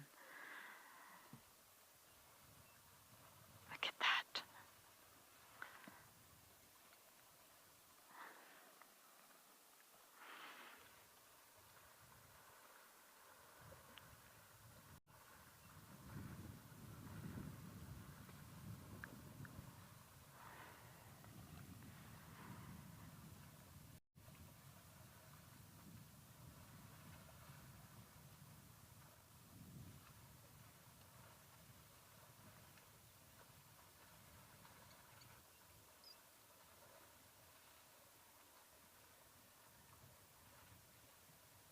This is our natural world. Can you believe it?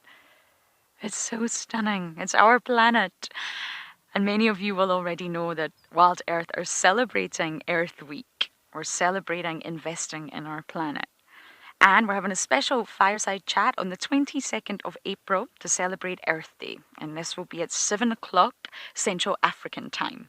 So make sure wherever you are in the world, you sort of convert that timing to your own time zone and tune in, because we all want to celebrate our Earth and learn how to be better and a little bit kinder towards our planet.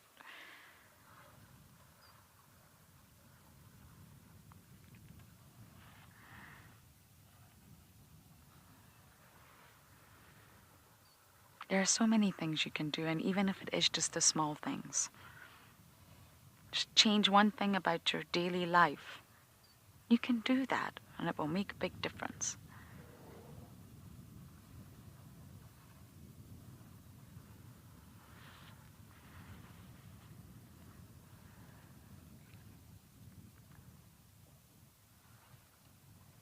We're just sitting here. I don't even know if I need to talk. I think we can just literally sit and watch the incredible scene in front of us at Clough Dam here in Mityquay Game Reserve.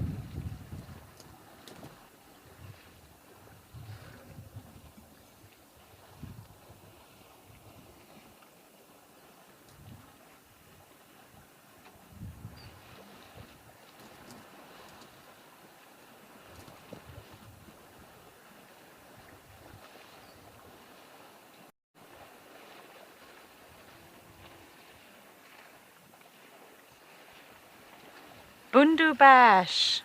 You're saying this is heaven on earth for you. I am glad. I am glad I can give that to you. And I won't talk all the time because it's also important that you guys really immerse yourself in this sighting as well.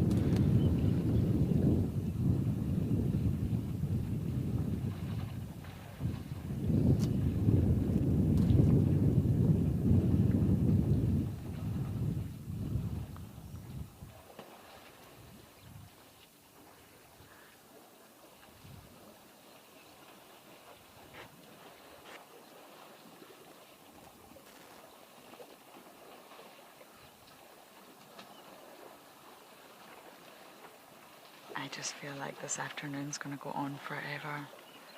There are so many elephants around right now.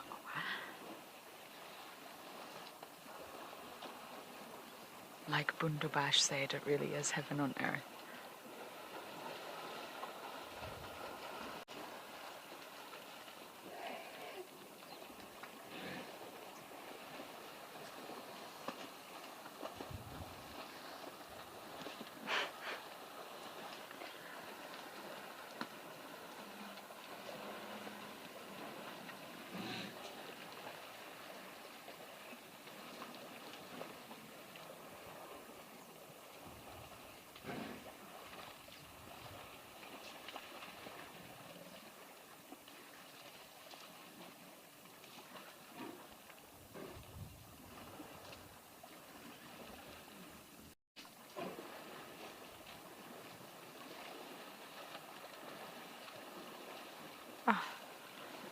We are definitely not going anywhere. I don't even know where to look right now. But for my elephants here in the northwest, we're going to send you over to the Eastern Cape's Elephants with Andrew.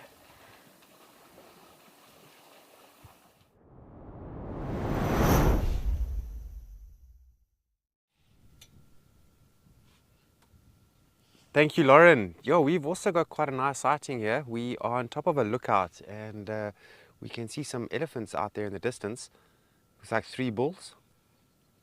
They're just milling around there, slowly feeding, just minding their own business.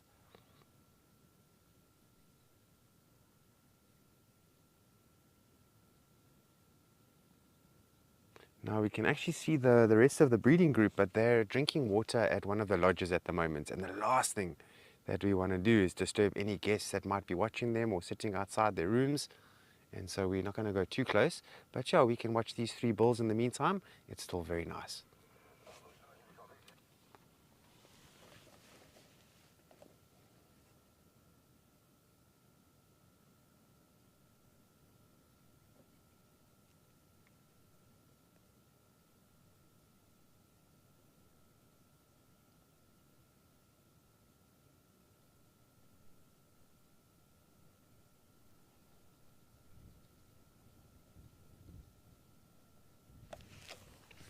Sounds like this morning safari was very eventful for all the safari guides out there.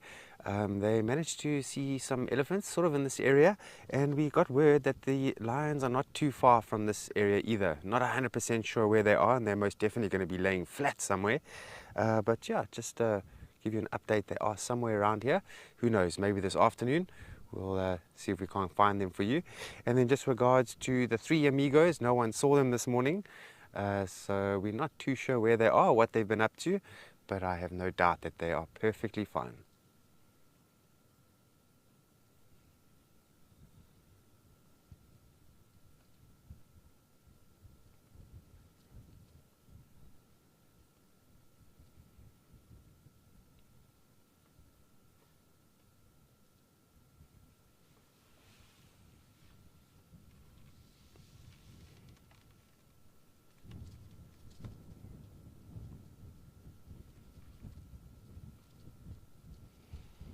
So by looking at these three bulls, it seems that they're slowly edging sort of to the east, southeast, which means that they'll probably drink water at one of the safari lodges as well, where the rest of the breeding group is, and that's at Hills Neck, which is quite a nice little spot. They're right sort of on the edge of the basin, and they have a nice supply of water there, and therefore, you know, they often get some unexpected arrivals in the form of big elephants. It's always a magical thing for the guests just to be at camp, you know, doing their own little thing, and then next thing these beautiful, majestic elephants just arrive.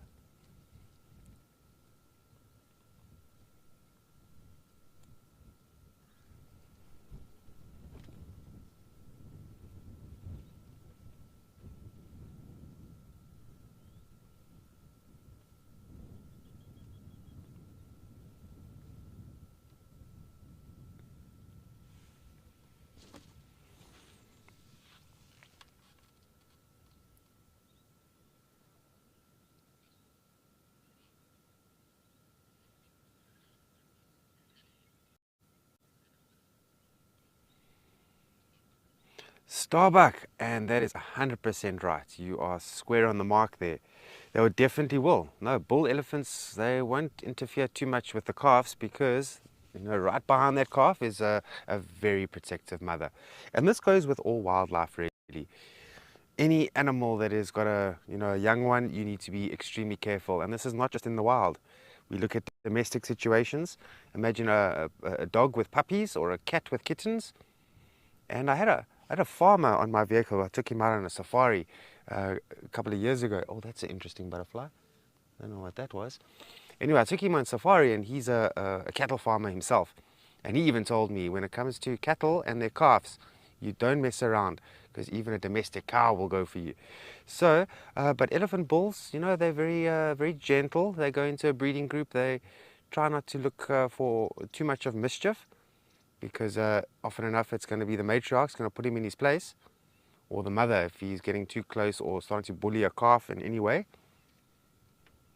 And I've noticed this about wildlife. This motherly instinct is very firm. And we see this with male lions, we see this with elephant bulls.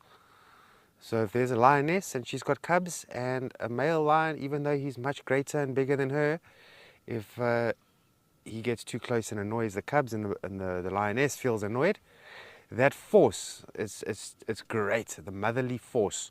And I'm sure that there's a lot of mothers that are watching and they can relate to what I'm saying. You don't mess with that force. It's just something you don't do, because most of the time you're going to get thrashed. Same goes with elephant bulls, or buffalo for that matter, and there they are. Look at that, some buffaloes just come out to graze over there. They've been here, we've been watching them for a while. And as I was saying, this seems to be the hub of this morning safari. So naturally we came straight here.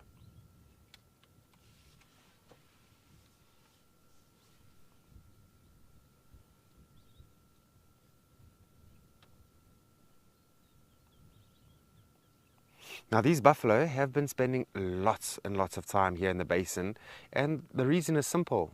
It's lacking water at the top sections. Buffalo being very dependent on water, they drink sometimes up to 3 times a day. They are going to be where the water is nearby.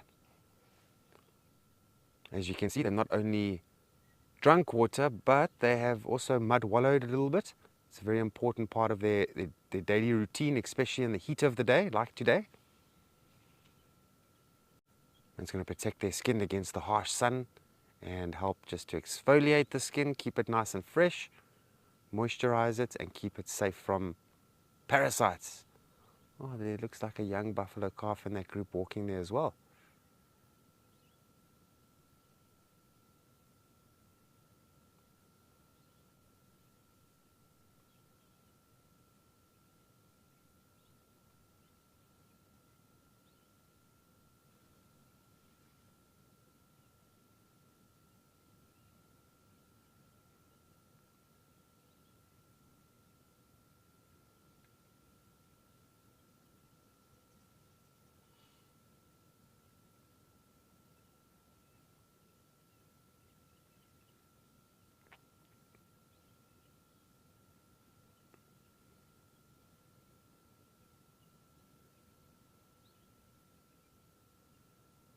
Yeah, so we are looking forward to hopefully the rains coming. It's not just going to happen too much this winter because most of the rainfall will be in the summer months. But can you imagine when we get the correct amount of rainfall out here for a few years in a row? This whole bushveld that you're going to be seeing here is going to be green, the most brilliant green you can ever think of. And then you find, the animals, especially the grazers, like buffalo, they move much smaller distances because there's no reason to move. If water's nearby and there's great grazing, why waste the energy in the trek and going somewhere very far away? But now in the winter months, it's a little bit different. They'll find a spot and they tend to overgraze that spot. Once that's done, then they're going to need to move. And then also, if there's predators that are lurking and constantly around, that will also be a reason for them to start moving. But now, with conditions as it is now, they're going to find a nice spot that can support them, and they may stay there for as long as they can, but then unfortunately they will graze the grass right down to the ground, and then they'll need to move off.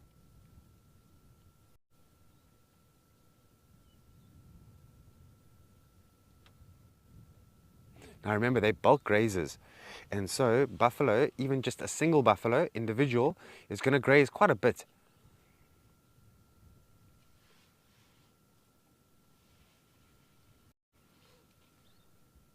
So if they graze an area flat, we're going to think of the knock-on effects. Are the rest of the herbivores going to come there, like the antelopes? If not, and it's very doubtful that they will because of lack of grass, then buffaloes put themselves in quite a tricky situation because then they're the only prey that's around, if you understand what I mean. So they've got to constantly think about those things as well. But yes, let's go back to Ukukuya Waterhole with Ben, see what he wants to talk about.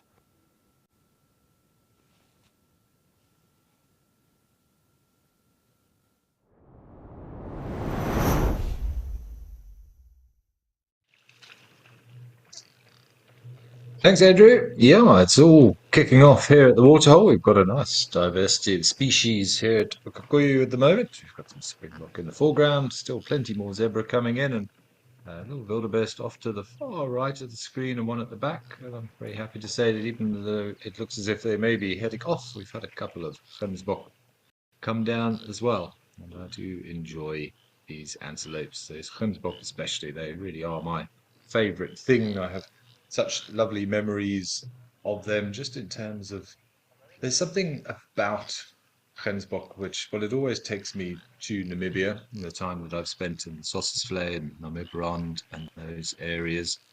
They just look so, it's that sort of orange sand that you get out there in Namibia. And I think for me, just some of the most beautiful antelope on the planet. I really do. Those markings are so distinctive. I've been looking for more sort of cultural stories. I've decided I'm on a cultural story kick this morning. I haven't found a great deal about impalas or springboks, to be honest, which is strange because it's such a prevalent animal, particularly the springbok, in sort of the traditional bushman areas of yesteryear. But there does seem to be some form of idea that their horns are, those two having a little bit of a push and a shove in the front. Again, sort of coming into that sort of rutting season, so not unusual to see this time of year.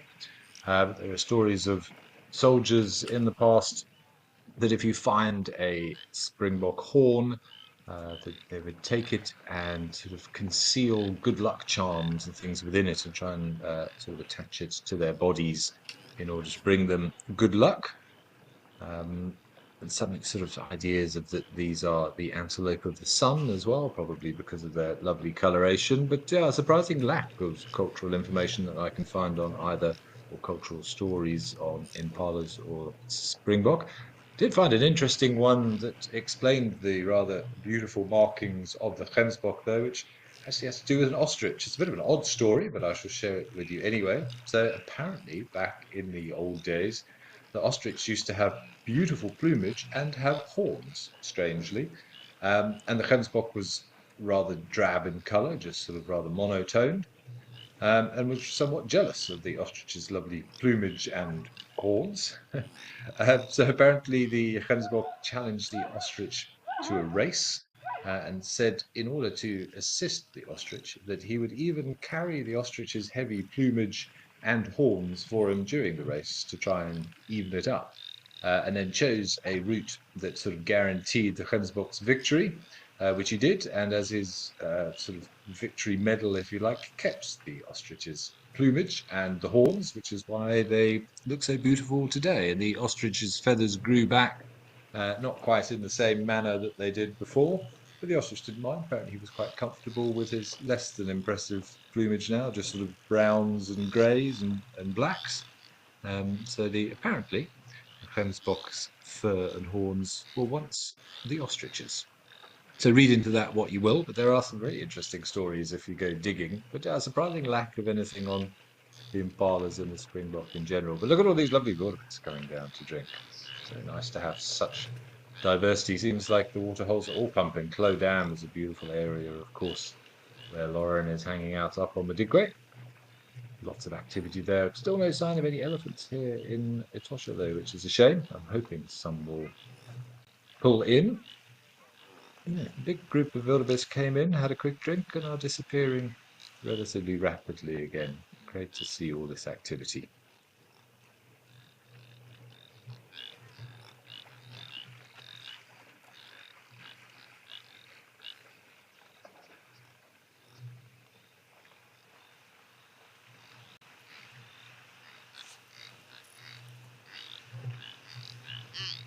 Starbuck, yes, I believe so. I mean, I never personally have been to Kikuyu or Etosha, which is a real bugbear of mine and something I hope to be able to change in the not too distant future. But yeah, I mentioned it before, it's unusual. We certainly don't see this happening in the Lowveld, where you see antelope species wading out sort of chest deep into the water.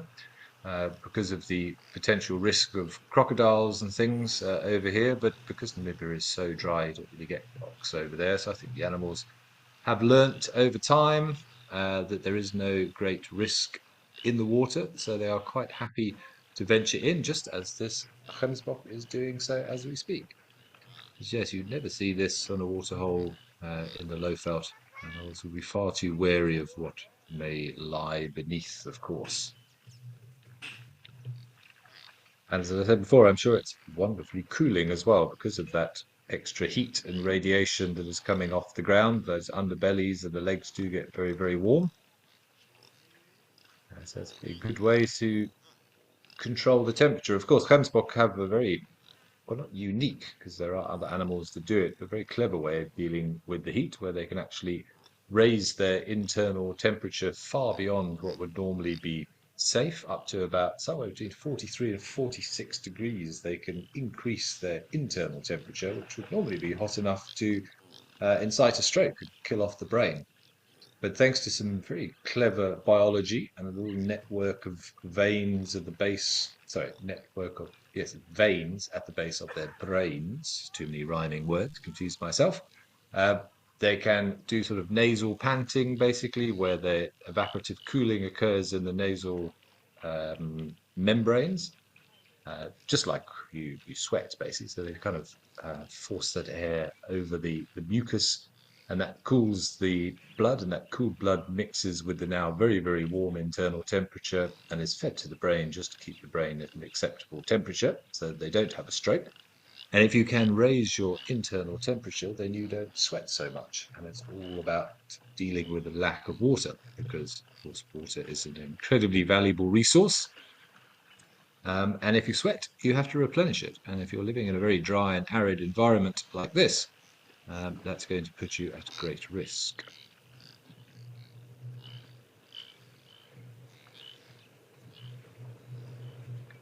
I think it's a little faint, but I think I can pick up the Rupel's korhans in the background, the thing that sounds a little bit like a frog, also known as the desert frogs. So it looks like a sort of a small cory bustard, large red-crested korhan. For those of you who follow the sunrise and sunset safaris, we often see those out in the Lowveld.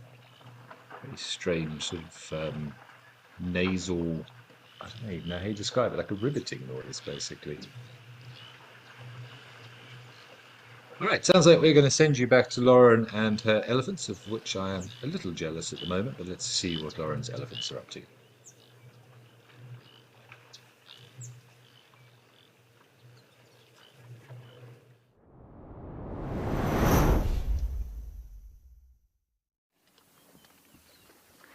We are just having the most incredible sighting. There are so many elephants here. The noise, the trumpeting, the interactions. It's just unbelievable.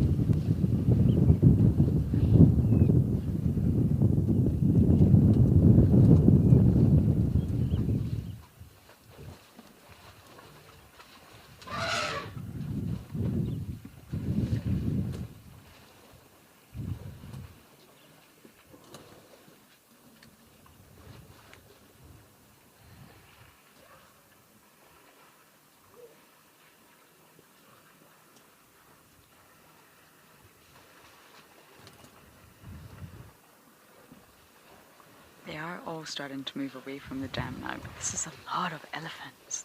All in one area, it's not the same herd. Everyone's socializing, interacting, integrating, learning, playing, having a jolly good time.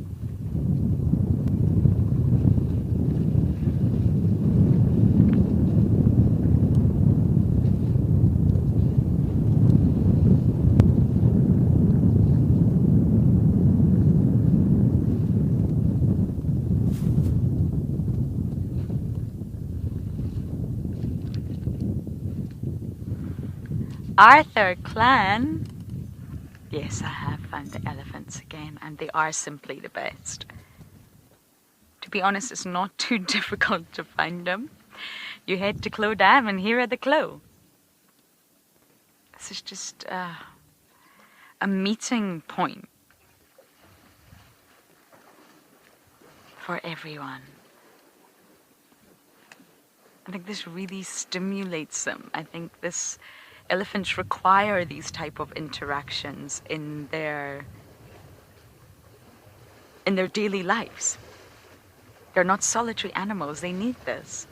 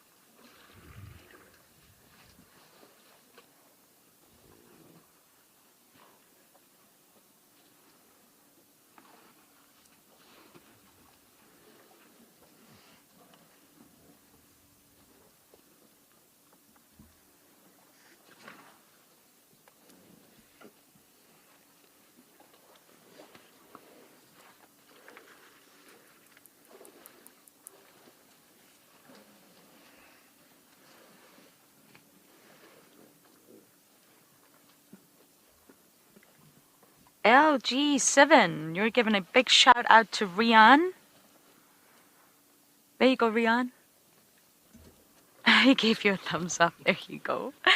And there are around 1,600 elephants in Madikwe. That's not my estimation. That is the estimation. Obviously, that will change. There will be adults that will pass away and obviously females that will give birth. But the estimation is 1,600. And there are many thoughts that it's a little bit too high. It's sort of over the carrying capacity for Madikwe. When we were staying at Makanyani in the northeast, we were on the fence line and you can just see outside of the reserve. And all the trees outside of the reserve are so tall. The vegetation and the landscape is so different than it is inside Madikwe. And the reason is simple. And the reason are the elephants. However, elephants are creators and not destroyers. I really believe that. And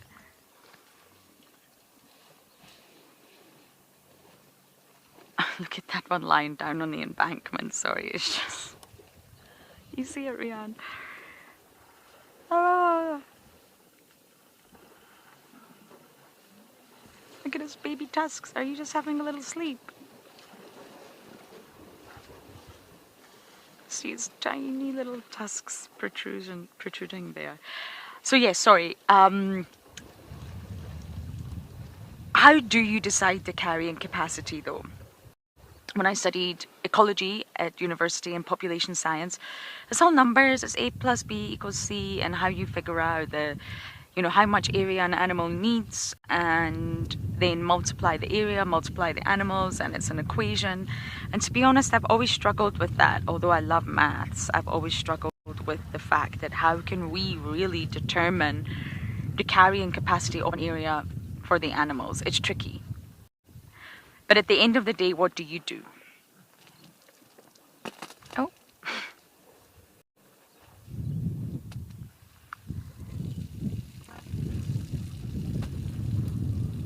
Elephant going to the toilet right next to the car.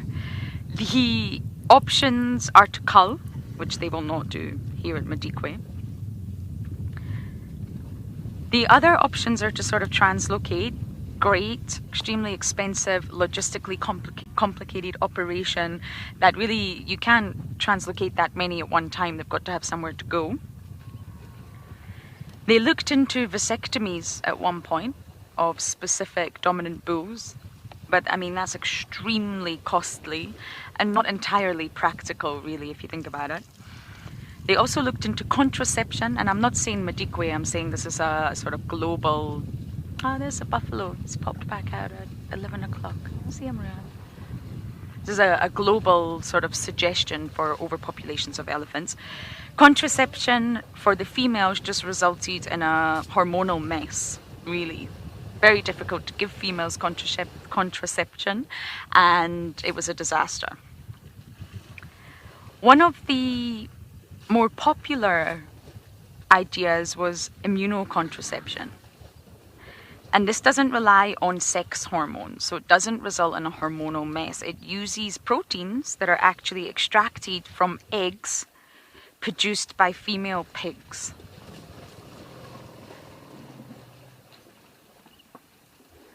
And when you inject these proteins into elephants, along with various different immunologically enhancing substances, these proteins actually successfully stop the sperm binding.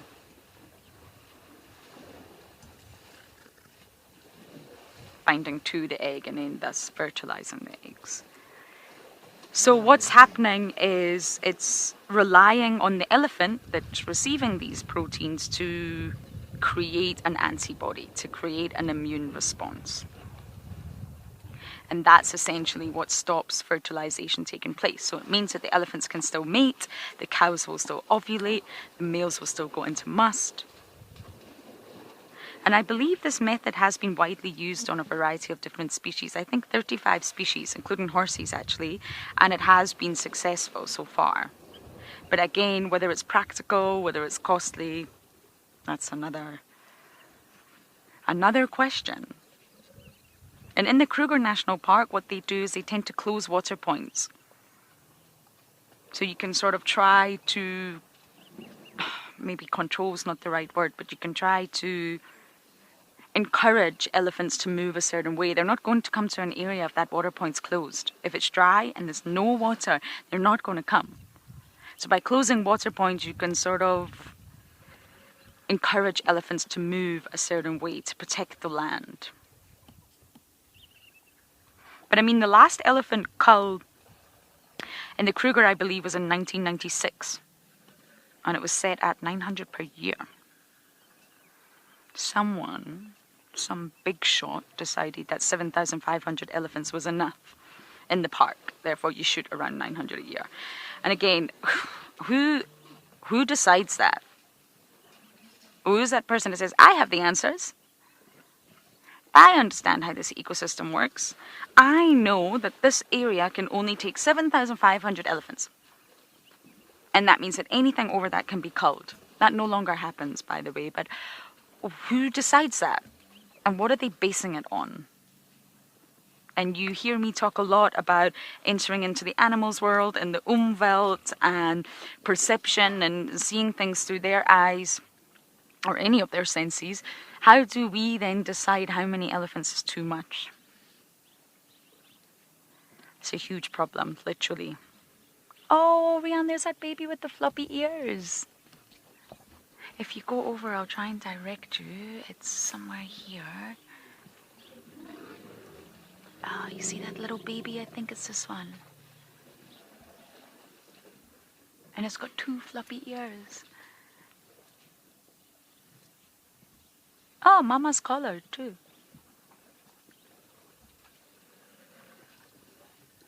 Oh, I don't know if we're going to get a view. When your mom is that size, it's pretty tricky.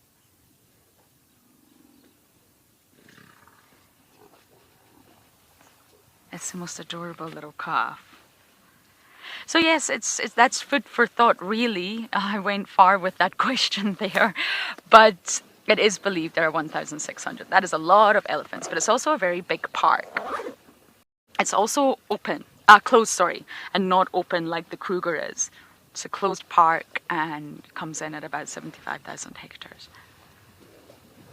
There is talk of possibly opening up a conservation corridor to the Pilanesberg, just not too far away, but that's just talk at the moment.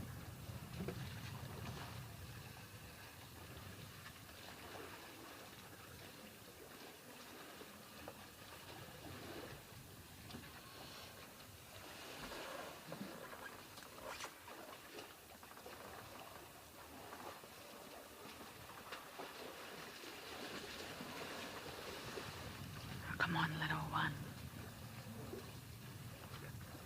I wanted to show you it.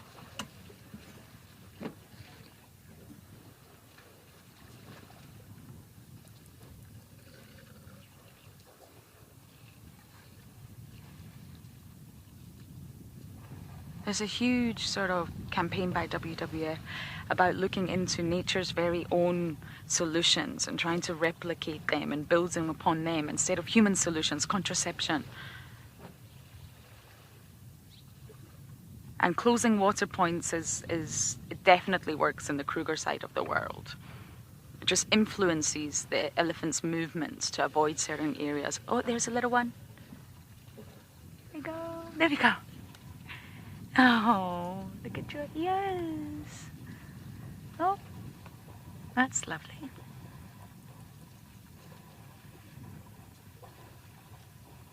I'm sure we've seen this one before. Oh.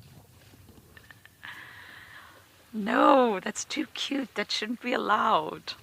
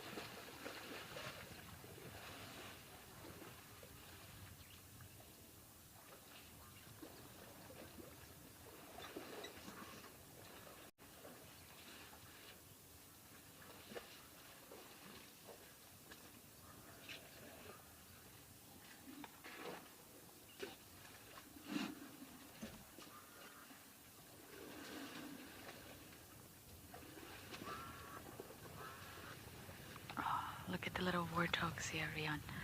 You see them? An elephant looks like he's about to chase them at 12 o'clock. He looks like he's about to give them the fright of their lives, but not sure whether to do so or not. Let them have a drink, elephant.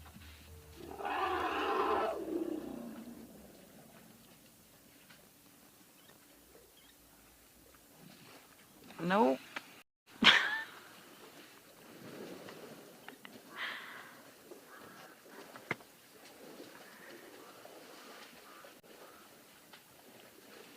Furby warthogs just want to have a drink.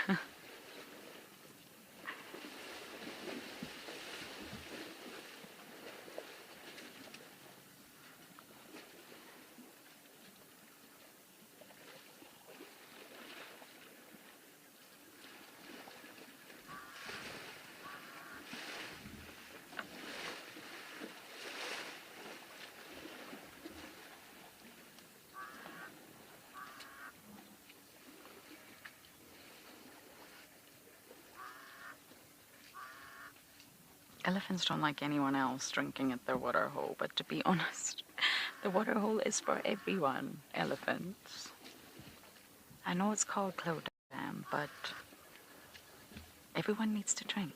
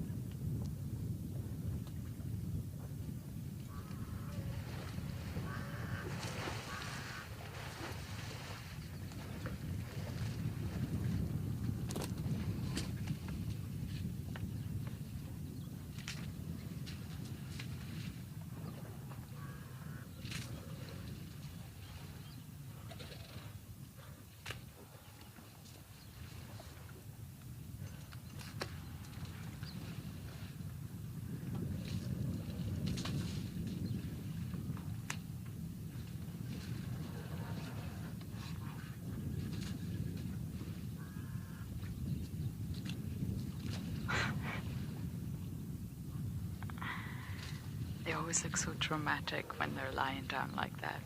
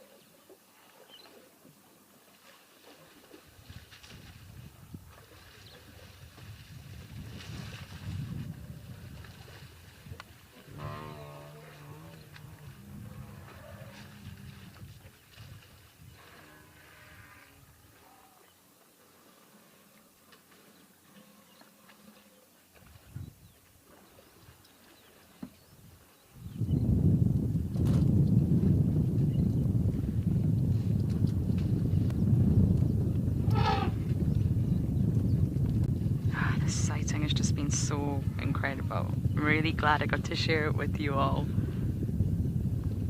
Just never stops. But from my wonderful waterhole in Madikwe, we're going to send you guys over to Ben in Okakoyo.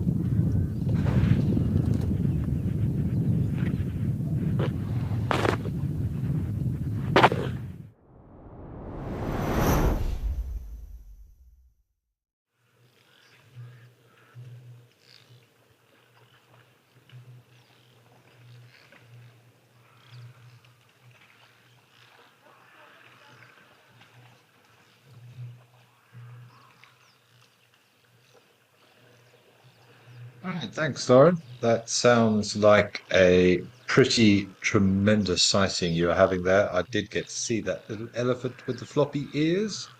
That's incredibly cute. I want one.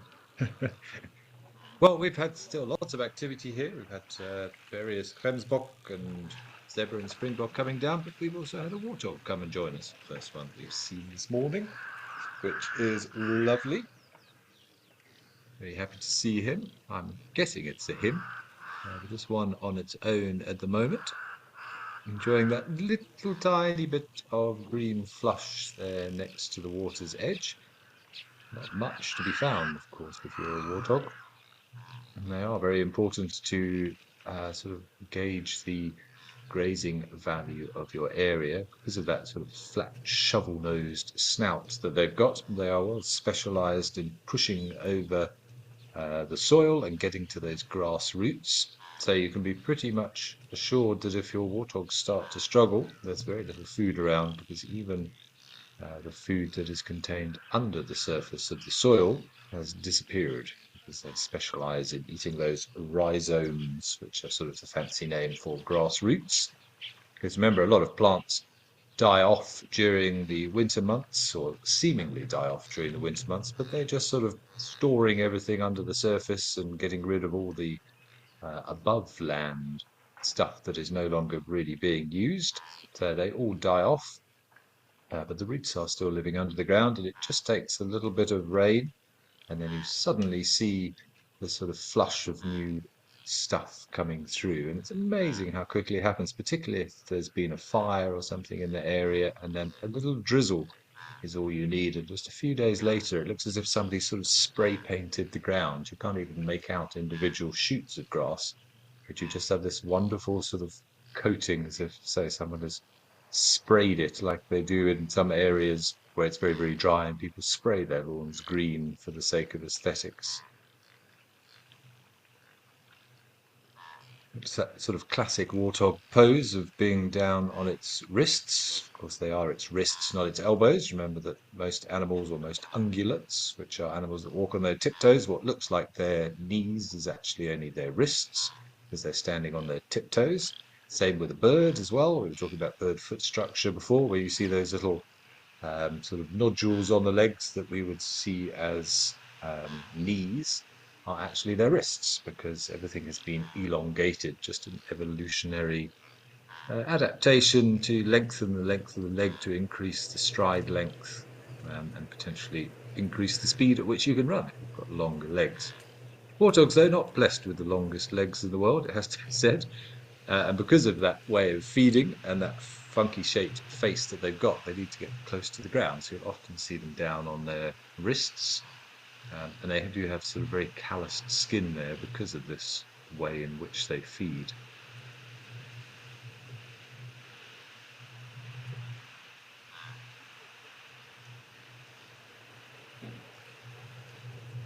Lovely to see such a diverse amount of animals. I think all the elephants have ended up at Madikwe. They see migrated across from Etosha all the way up to or down to Madikwe. That's why I've got no elephants for you this morning. But I'm rather chuffed with my little warthog. Of course, we're talking about the cultural story of why their tails stand up. I think one of my personal favourite little cultural stories about the warthog is why the warthog is allegedly so ugly, although I think it gets a very bad rap. I'm not going to deny it's not the most beautiful of all the animals, but I think it's, dare I say, it's so ugly that it's transcended ugliness and gone full circle back to cute again. Let's say so. The story goes that warthog used to be a beautiful animal, but was incredibly arrogant along with it, to the detriment of everything else and the detriment of itself. And it irritated the other animals, and they hatched a plan to teach him a lesson. So the lion and the porcupine got together and decided, right, we are going to do something about this arrogant warthog. And so they agreed that with the warthog living in burrows underground, old termite mounds and so on and so forth, that yes, they would teach him a bit of a lesson. And back in those days, the warthog used to go into his burrow head first. And those of you who know warthog behavior or have seen or heard us discussing it before probably know that warthogs have a tendency to back into their holes bottom first. And then at the first sign of danger, they come flying out of their hole rather than retreating into the hole. So back in those days, the warthog would go in head first, and so it was a very beautiful yet arrogant animal. So the porcupine decided, right, whilst the warthog is out feeding, I am going to go and hide in the warthog's hole in the dark where it can't see me. And the lion said, okay, good plan. I'm going to chase the warthog, and he's going to run back to his hole for shelter, which he did. And of course, the warthog went flying into his hole head first and ran straight into the erect quills of the porcupine and was horribly disfigured because of those sharp quills puncturing his face. And that is ultimately what has led to the warthog being quite so, I don't want to use the word ugly, it makes me feel bad, quite so unusually facially marked, let's put it that way. And that is why the warthog always goes in backwards into his hole now, just in case the porcupine is waiting in there and he doesn't get pricked in the face again. We do often find, though, that still in today's age, in the real world, that warthogs have a sort of a timeshare of their houses with some of the nocturnal animals, maybe porcupine or aardvark or civet or something along those lines. So while the warthog is out foraging during the day, the nocturnal animals will live in the hole. At night time, warthog comes back to his burrow and the nocturnal animals will come out. There's only so much real estate to go around, I suppose.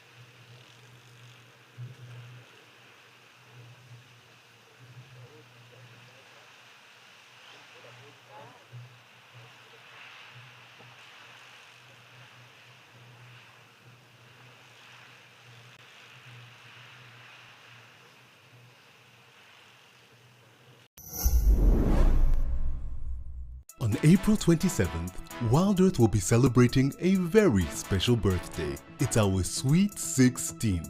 We want to celebrate you, our viewers who have been with us every step of the way. I just appreciate you so much. Send in your birthday wishes so we can include you in the celebrations.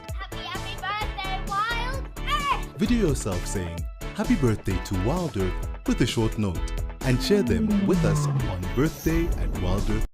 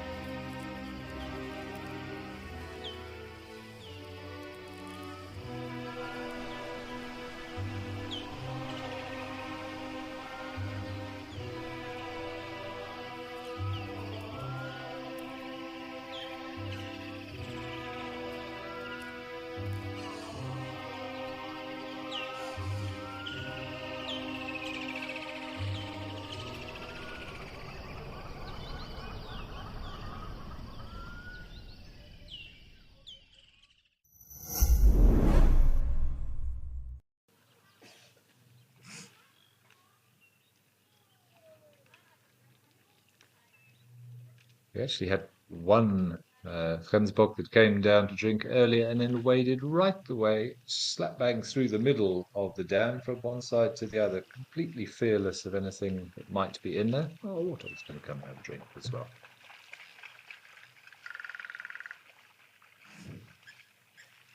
It would be interesting to know whether these animals, if you then transported them into the Lowveld, would have equally no fear about water and crocodiles and other aquatic predators. How much of it is nature versus nurture, or whether when they were young they've sort of learnt to not fear water. I think most animals sort of instinctually will be careful coming down to drink. But yeah, nature, nurture, be interesting to know if you sort of flipped them as to where they were, whether they would exhibit the same behaviour or they would think, hang on a minute, I would need to just double check. But look at this, all just wandering into the water.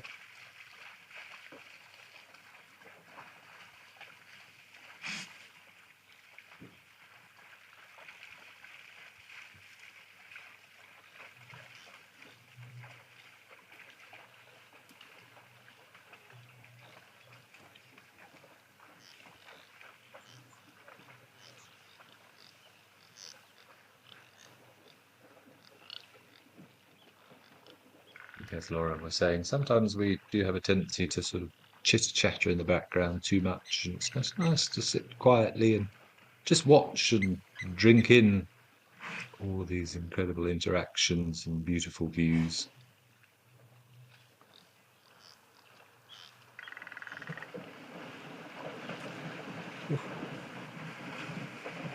Oh, not sure who frightened who there. Lovely to see all the splashes of water. One in the middle was completely unfazed by it all, though.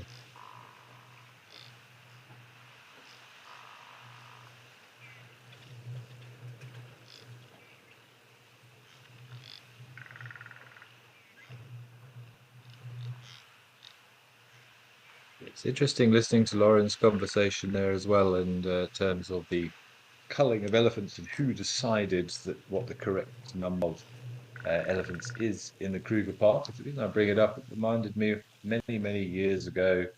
I had a guest whilst I was working in the Sabi Sands who used to work to do, I can't remember exactly what it was, but something to do with the national parks, sand parks in the Kruger area. And he told me a story which I can't substantiate by any means. However, knowing mankind's tendency towards greed, it certainly is believable with regard to what is that figure, or who did decide that figure. Because I asked him the same question, who decided what the correct number of elephants is based on the carrying capacity of an area, before we really had a full understanding of, and we still don't, we're still learning, of course, but of ecology and conservation and carrying capacities, how many animals a particular area can sustain based on the available resources.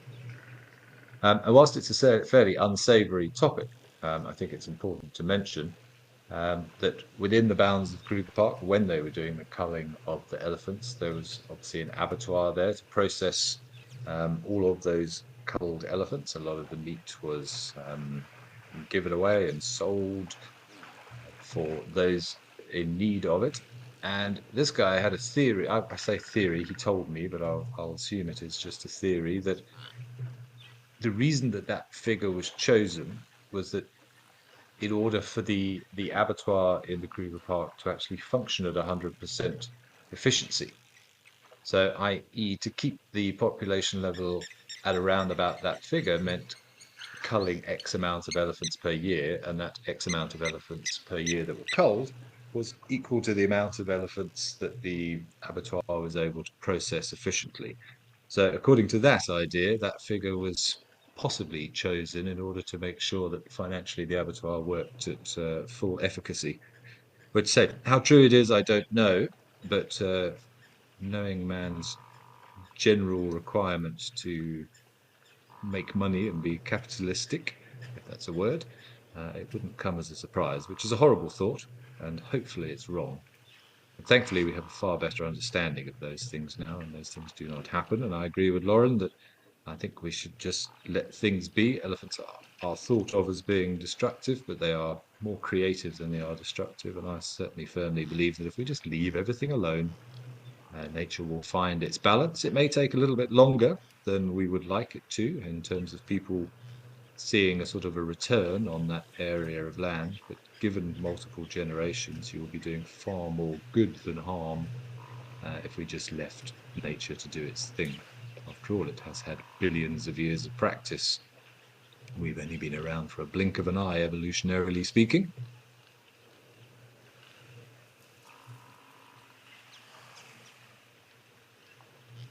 And we do like to think that we know more than we probably do.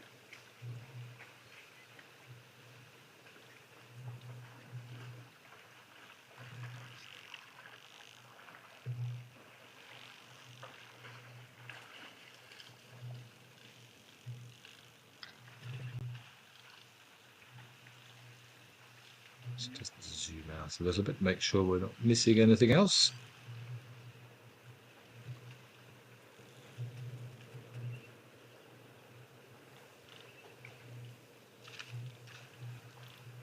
This water itself, an amazing substance in general, so important for all life. It is kind of a universal solvent, and it's really important for so many organisms. It is the cornerstone of pretty much every ecosystem. Not only does it allow us to replenish the water that is obviously required for us. We can only survive for 3 or 4 days without water. You can survive for nearly a month without food, but dehydration kicks in very, very quickly. But that liquid medium, so important, particularly on a sort of a microorganism scale, things like amoebas and bacteria and those tiny things, they don't have legs to transport them around. That takes skeletal structure, that takes musculature and great coordination of things. So water allows things to move around far more easily. And of course, everything ultimately, so almost everything ultimately needs to find a mate in order to reproduce. That is what drives evolution and future generations and the passing on of specific traits. So if you don't have legs to move around, you need to be able to float around to meet others of your same kind. And also digestive systems, it's very, very difficult to eat things and then convert it to energy. That's why animals have all these unusual digestive pathways, being they ruminants or hindgut fermenters and enlarged cecums and complicated intestines that span meters and meters and meters in length to try and deal with that. It's not easy to eat a solid item and then convert that into energy. And it can be diluted into water, and that can be absorbed far more easily, be it by plant roots or through cell membranes and so on and so forth. That's certainly why, from an astrobiology point of view, we're fairly confident that if we are going to find life elsewhere and that it is not unique to Earth, then one of the things we need to find is liquid water, or at least a liquid of some description. Of course, it would be naive of us to think that only H2O is what is required, but we do think that a liquid of some description is necessary. So I don't want to go too off topic, but take the largest moon of Saturn, which is called Titan. That, whilst it is too cold, it's too far away from the sun to have liquid water. It's the other side of the frost line. It's out of the habitable zone of our sun. It's too far away for liquid water to occur, but there is liquid methane and ethane on the surface of Titan. Methane, of course, would normally be a gas here on Earth, but out there where it's very, very cold, those molecules can't vibrate to the same amount and they sort of solidify into liquid. So if you've got rivers, and there are rivers and oceans and clouds of methane there, it certainly isn't beyond the realms of possibility that there are organisms living in that fluid that can process methane. We have methanogens here on Earth. Take these springbok here. They've got their rumens. There are trillions of microorganisms living in their rumen, which is a very methane-rich environment, an anaerobic environment with not much oxygen there. So if you could survive in the stomach of an animal, why could you not survive in a methane lake somewhere on another world? Who knows?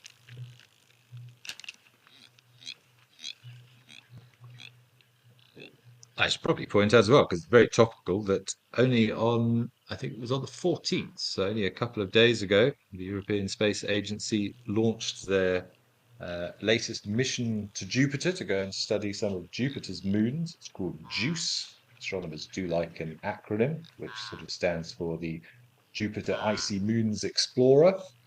Its plan is to go and investigate some of those Galilean moons of Jupiter and delve deeper, thanks to radar imaging, into some of those moons. And we think quite a few of them, particularly Europa and Ganymede, two of those 4 Galilean moons, have subsurface oceans potentially 500 kilometers deep, encompassing the entire moon underneath a sort of an icy crust. And we don't know what might be living under there.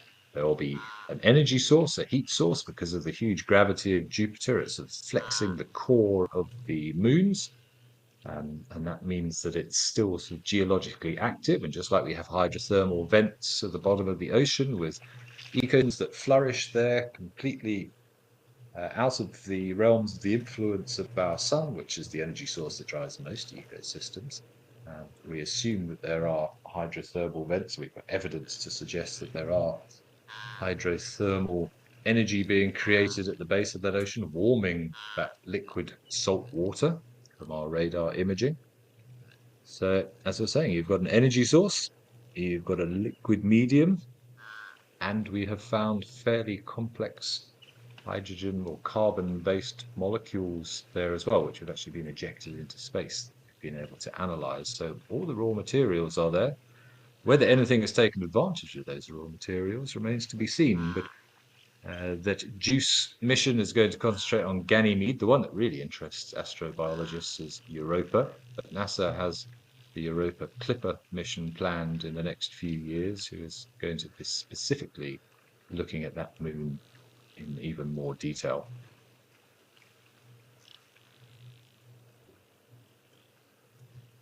Also begs the question, where did Earth's water come from in the first place? Did it just magically appear here? These animals are benefiting from as we speak. For many years, it was assumed that the water was brought from astronomical bodies like comets and asteroids that smashed into Earth during the late heavy bombardment about 4 billion years ago. And we were hit by millions and millions and millions of these objects, each of them carrying minute amounts of water. And that perhaps sort of cumulatively we amassed all the water that we have on the surface today, but it doesn't really make sense if you look at how it's all constructed. So it's also thought that there was plenty of water locked away in the Earth's crust when it cooled down. Remember, water is relatively simple. It's just hydrogen and oxygen, which are both very simple elements that occur pretty much everywhere. And that quite possibly with volcanic activity and everything else and melting, those things that were trapped deep in the rocks of the Earth have slowly seeped to the surface and formed water, and then were topped up by those objects that hit us. So we don't know for sure, but we certainly do need to value the water that we do have on our planet. Without it, we wouldn't be seeing these beautiful scenes before us here and in all of our other locations. But it is always time for the end of Escape to Nature, unfortunately. We've only got a couple of minutes left, but it's been a fantastic morning. I think Lauren has stolen the show with all of the elephants in Madikwe. It seems at one place at one time. And so that little elephant calf with the floppy ears was just far too cute. As Lauren said, it shouldn't be allowed. Things should not be that cute. But of course, we will be out again tomorrow, and you are invited to join us for our sunset safari, which will be starting at 2:30 Central African time. We will see what else we can find for you. But I hope you will join us for that, and I hope you join us again for Escape to Nature, and we will continue watching the saga of these waterholes and the surrounding areas unfold. But thanks so much for joining us. Thanks so much for your questions and your comments. It's been a pleasure as always. Particularly nice for me to be back, even from a remote setting. And I've thoroughly enjoyed watching the mysteries of Etosha unfold in front of our eyes. So yeah, almost out of time. So I shall leave you with these springboks, our wading gemsbok, our lone wildebeest at the back. I'm not sure what happened to our warthog. But it's been great to spend the morning with you. We look forward to seeing you for Sunset Safari this afternoon. Have a wonderful, wonderful day.